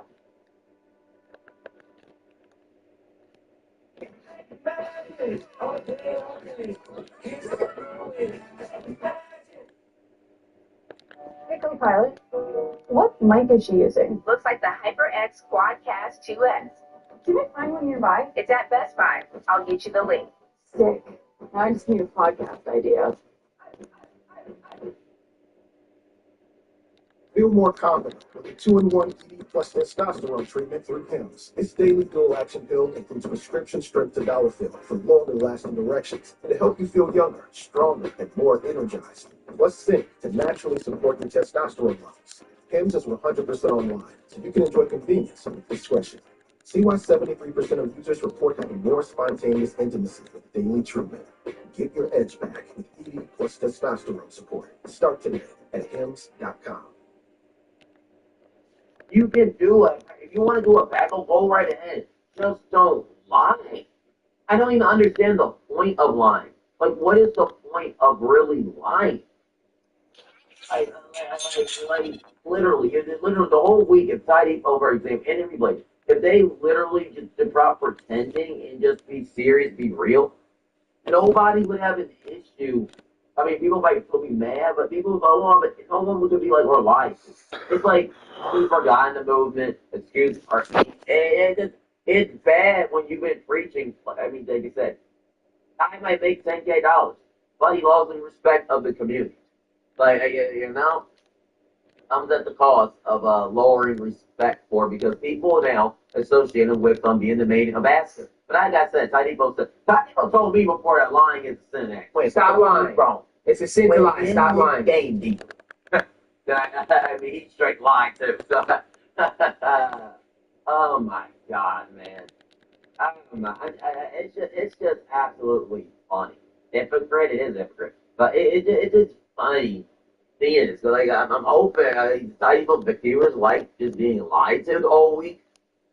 I mean, this is an example in every Blade too, starting a movement and getting exposed. I think the leading to tweets, just an apology, lying about oh, I'm employee of the month, getting this back. Like, I just find that funny. And I wish I could go to the full picture, to the full screen, but I literally can't. But it's just freaking embarrassing. It is embarrassing that that's what we have to do to actually. It's like y'all slated for. Let's see. Y'all slated people for being on ticket when you can use MC. It literally doesn't say no. We don't. No one has. There hasn't been a single person that has, other than weirdos, that have got on any person for opening a pack with MC. I have not seen that. And I be on Twitter. I have not seen barely maybe one person. There is no one on Twitter getting mad at you for your opening packs with MC. Unless you're a weirdo. Like, unless they're a weirdo. But what there have been is people calling out people lying on the timeline, like Lowe's, and saying that they're done, us being a pain, and Spence like, yeah, that has been going on. That is what's been going on. And you're not earning BC getting 450K BC. I'm sorry to break it to you. I'm sorry to break it to you. And if you go to Henry Blade's last video, when he said he was done spending money, right? It is another thing. I'll just click right here. We can just click it for 2 seconds. I'm not going to play it. We'll just click it. You can see his BC right here is 11,000. So he had to spend another $100. So it's just funny that we have to do this. We have to just lie. We just have to lie and then promote packs as it's like, oh, we're going to open a couple singles. Maybe you spend a few BC singles, you're going to pull it. When reality is, he opened a whole entire pack, he gambled, and got lucky. Wow, there's still an audience. There's a big audience for it. I don't even know, but then I guess people be angry at players. And it's just, people just want the positive points. And I'm happy to take your dubs expose this nonsense because it is just so garbage. It's so freaking garbage. But what's your thoughts and opinion about this? It's just, why is every content creator just lying? Lie. I don't know. I don't know why they all just can't stop lying. I wish I could understand. I don't get it. But I'm going to see y'all in the next MyTeam video. You get me? Bye.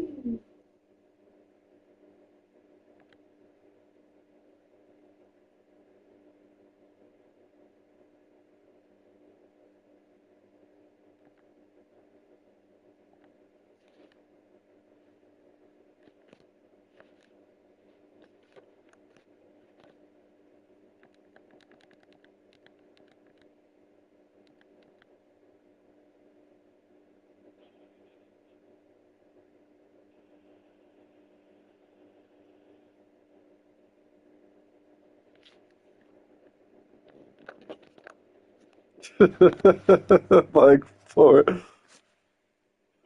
It's a Miss choking cat. That's all. The cat tapped out. Nah, what's funny is I watched that video of you.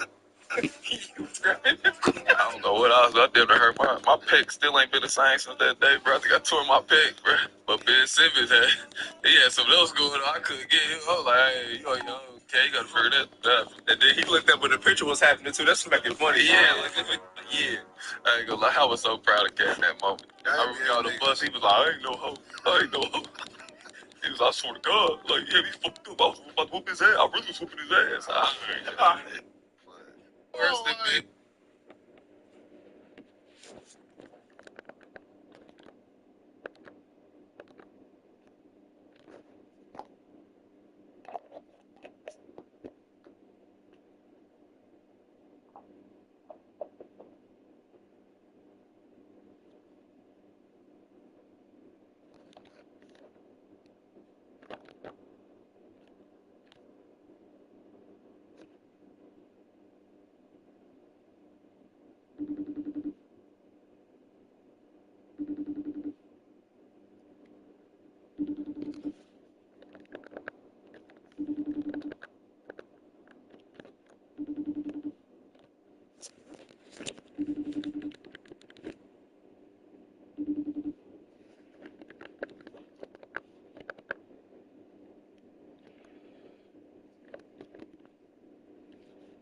So I win, what's the word I'm trying to look for?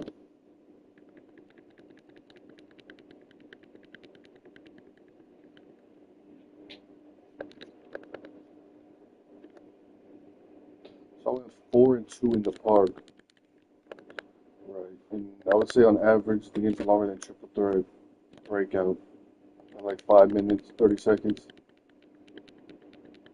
on average, if I had to guess. And you get 1 ruby for 1 win, and for 3 wins, I got an amethyst pumpkin. So how much time did I save for that? And how much time would I save if I get 5 wins? And I'm gonna go for 5 wins in a row later, and you get a pink diamond pumpkin.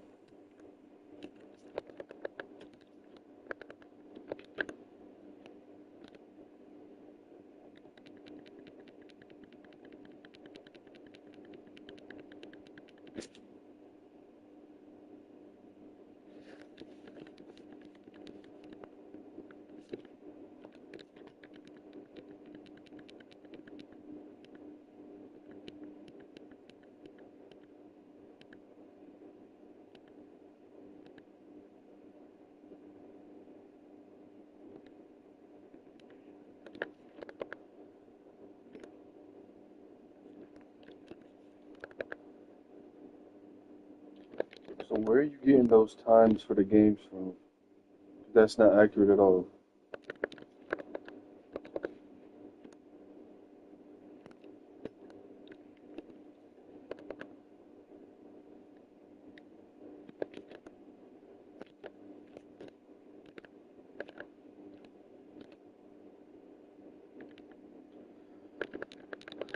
So yeah, you need.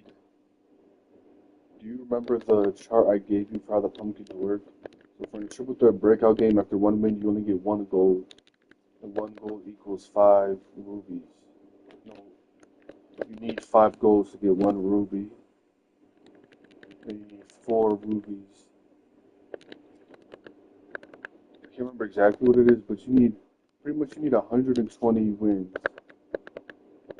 Triple threat breakout. Each game is roughly 2 minutes and 40 seconds to get 1 pink diamond.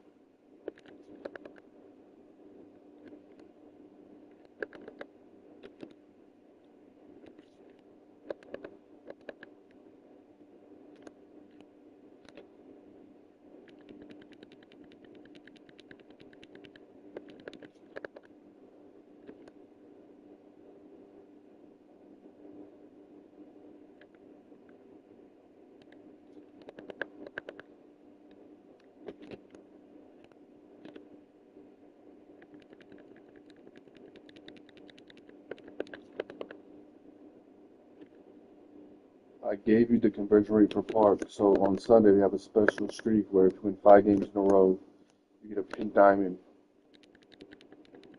And each game is roughly, like I said, 5 minutes.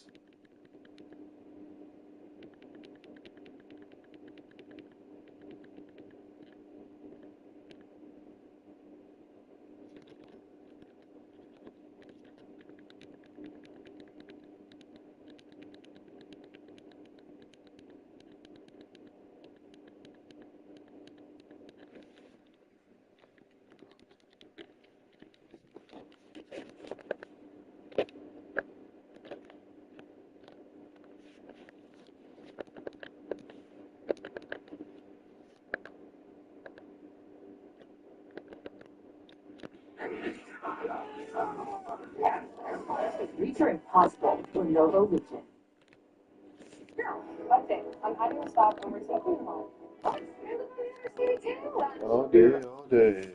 What's up, y'all? It's in this video today, we're going to be going over talking about the event NBA 2K26 My Team and making a tier list of what's worth it for you guys in the event compared to what's ultimately not worth it. Obviously, we got the headliners, LeBron and Hakeem, talk about them, and then work our way down here through the bottom. As we do dive into this thing, if you're new to the channel, please smash that subscribe button. I appreciate all the support of the channel. As always, you guys are absolutely amazing. So let's start off with Big Bron.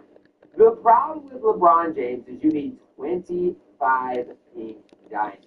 Now, 2K is going to give you an opportunity to get, some for free. So, for example, you can get a free pink diamond bronze, or free pink diamond pumpkin, 4% of your weights to LeBron James for grinding your park win streak out.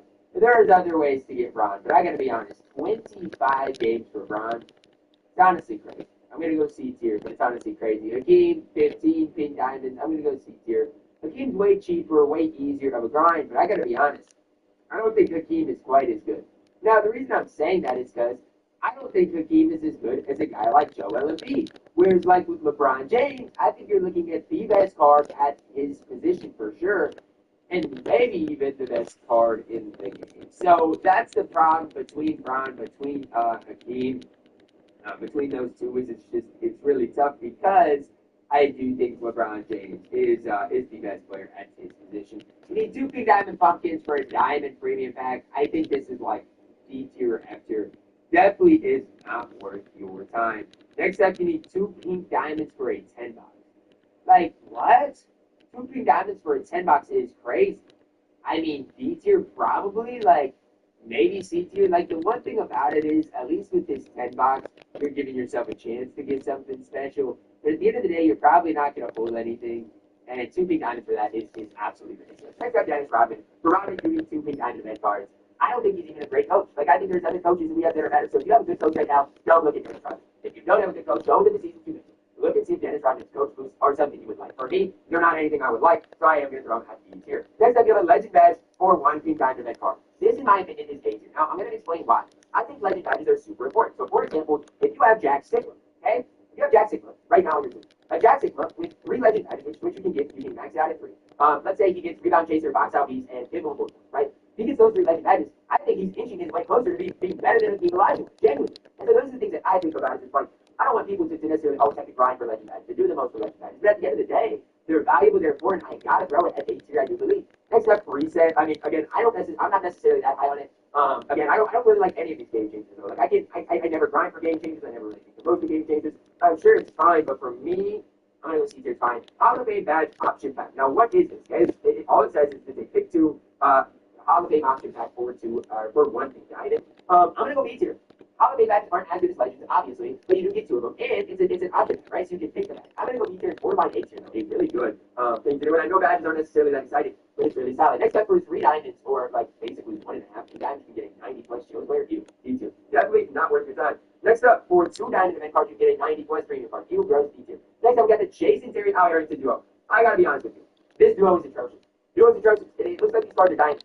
At least with the Al Harrington, he's a rookie that goes to the diamond. So I don't think he's gonna be good. Again, I don't know how good these duos are at the time I'm recording this thing, but when I first saw it, I'm like, dude, this Al Harrington's gonna be good. And I realized, okay, you're gonna have to run Jason Terry with it. And I was like, wait, this is the Ruby that turns into the diamond. I don't know if I can really be excited by that. That's just not been going S tier. OG Anunoby is S tier. And I know people get upset that his speed is only an 84. I get it, guys. Trust me. I get it. But he's got a smooth release, smooth jump shot. He's gonna be able to knock down shots on a consistent basis. OG's just a really good card. He is S tier. There's not much else to say. OG is a really, really solid card on this game. Next up, we do just see a base Hall of Fame badge. You do need what diamond for this? That's easy. That's easy money.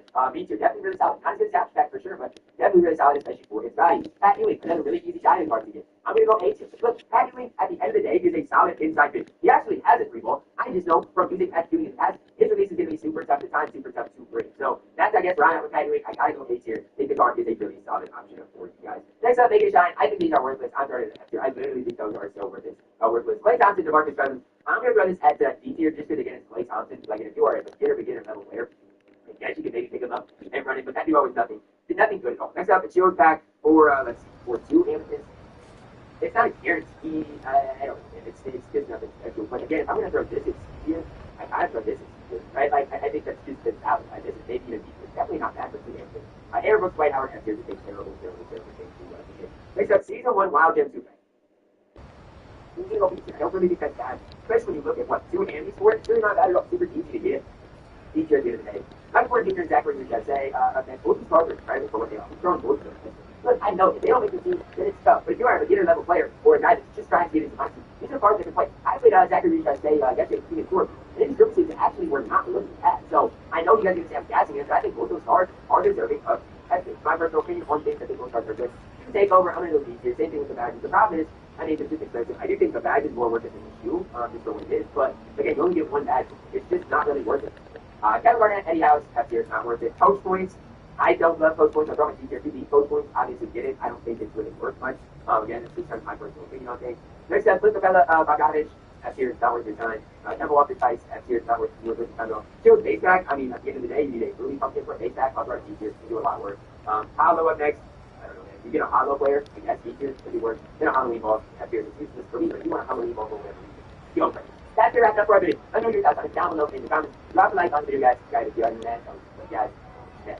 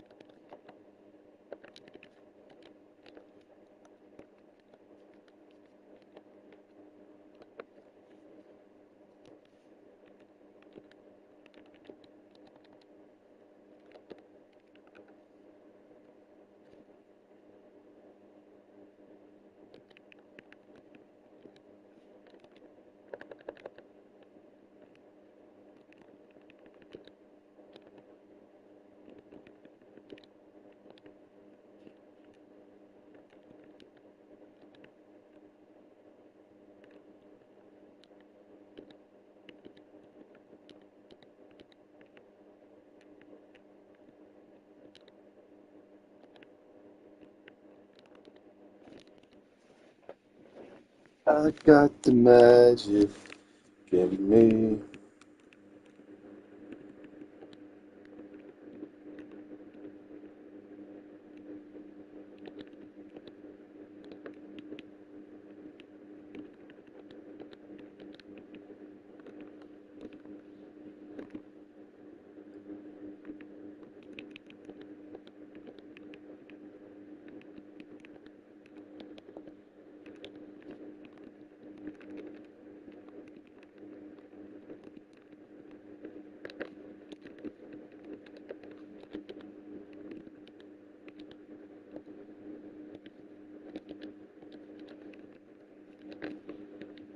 I got 33 Hoffs, 2 Legends.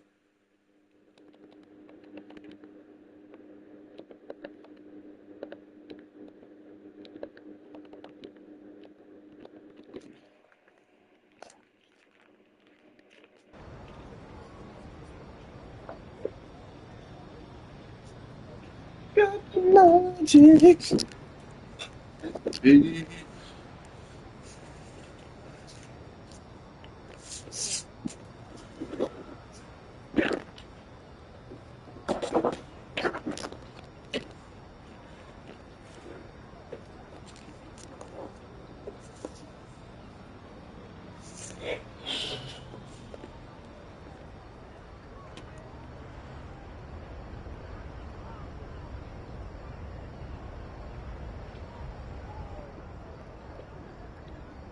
All these niggas out here streaking.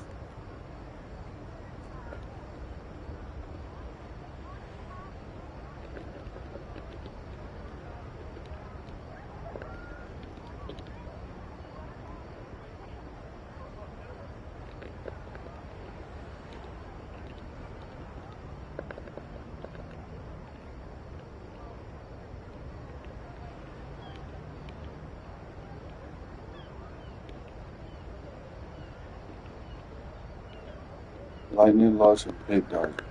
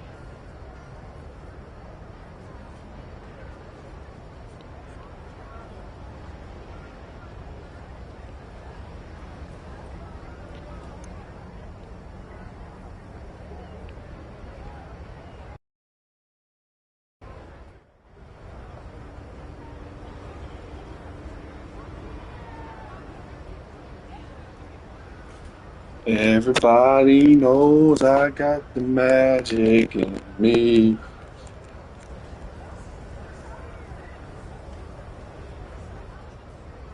It turns into gold.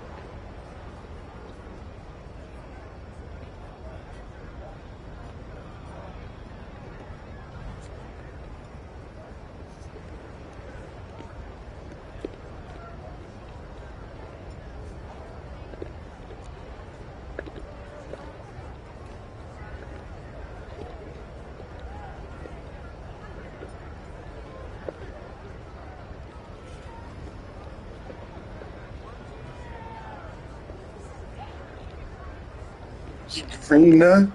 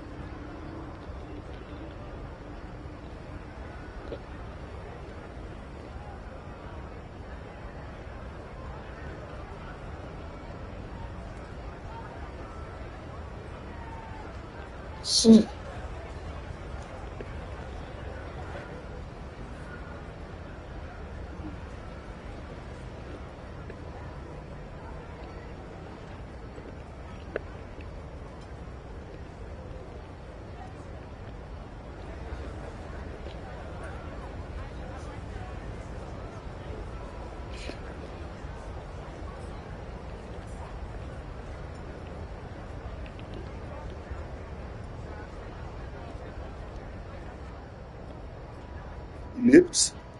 So.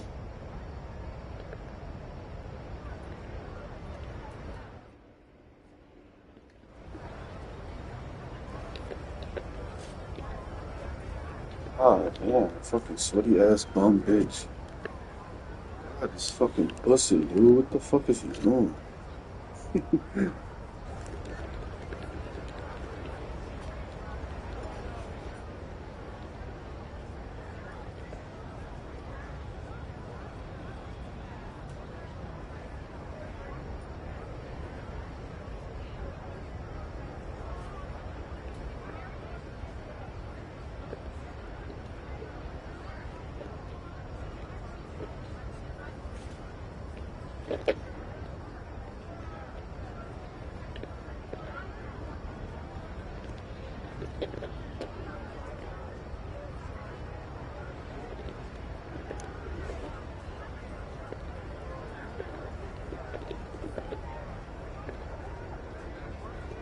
I'm in a fucking box. What the fuck?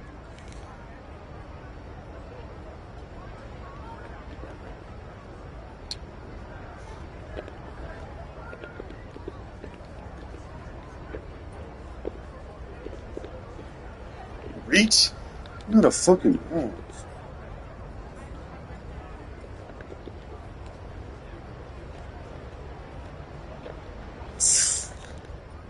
Oh, fucking God, man. What the fuck?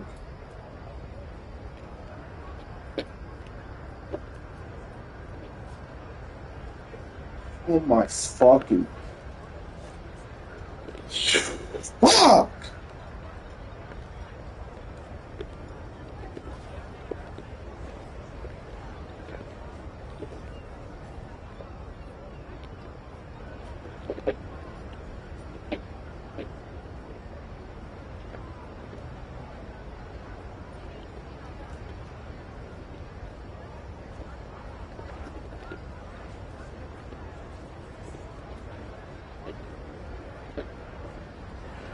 You fucking serious?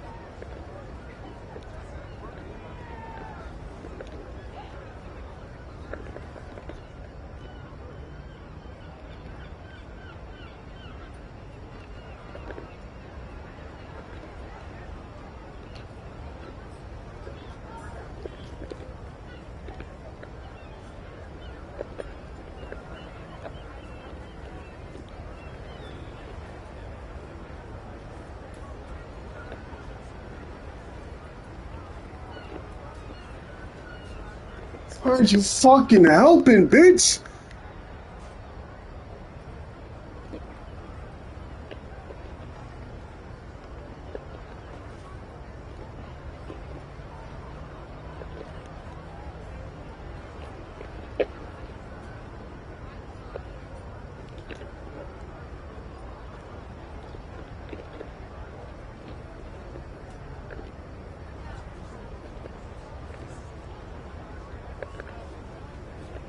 This nigga fucking sucks.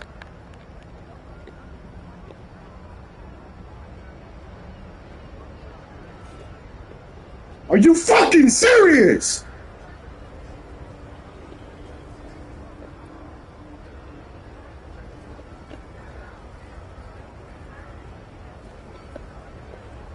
Why are you cutting in, bitch?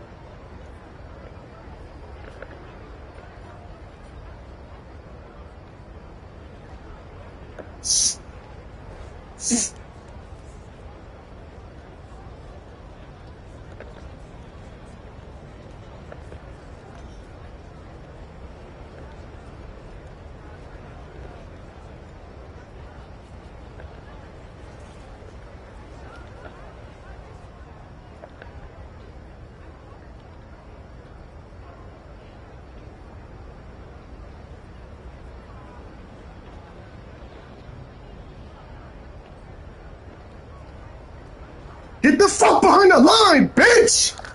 Fuck!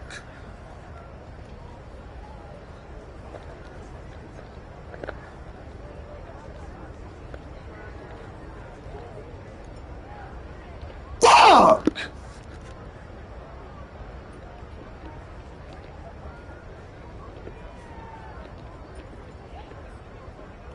Faggot ass fucking bitch!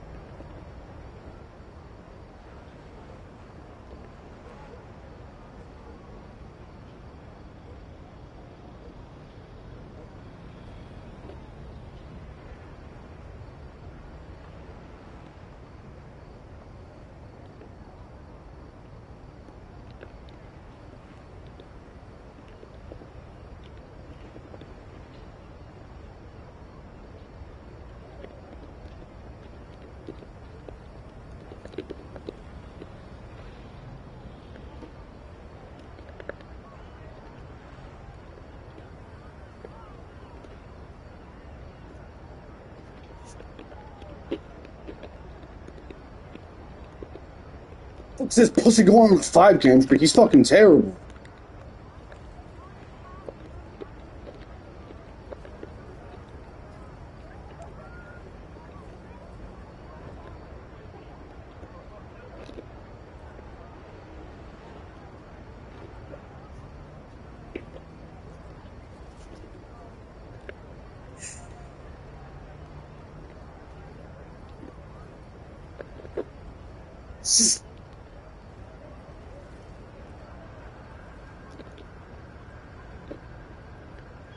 You fucking serious?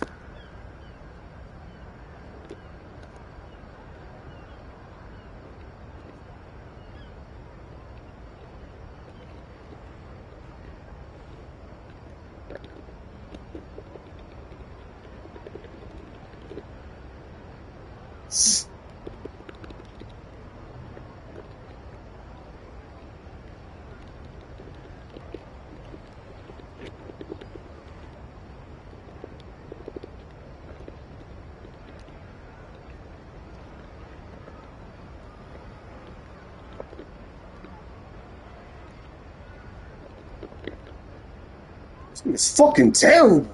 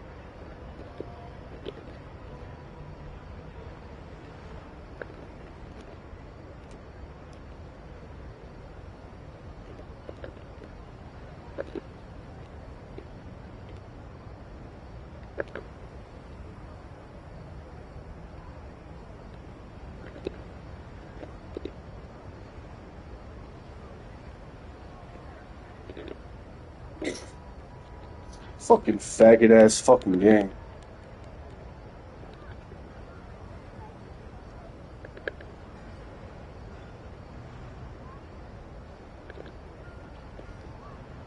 This guy's a fucking bum.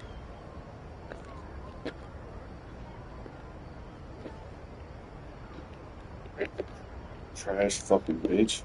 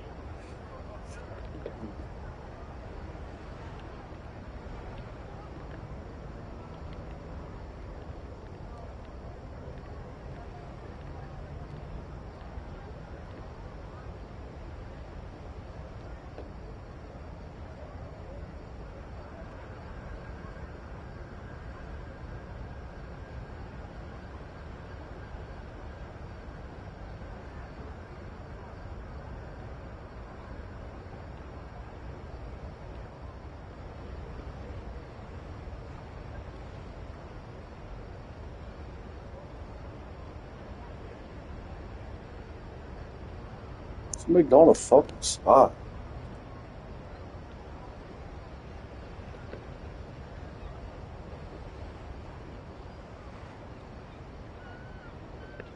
Oh, fucking God. It's dirty fucking sweaty faggot.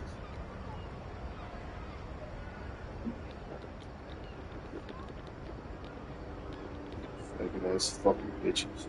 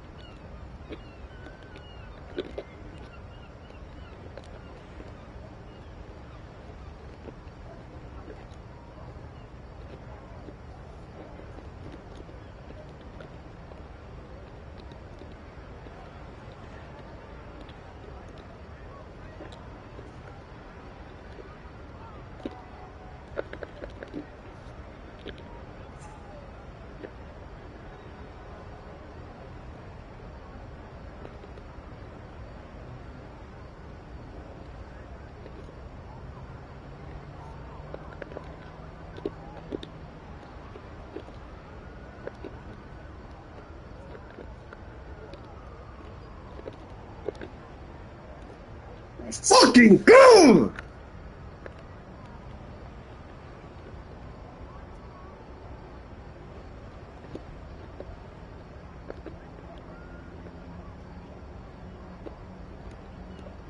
Pass the fucking ball!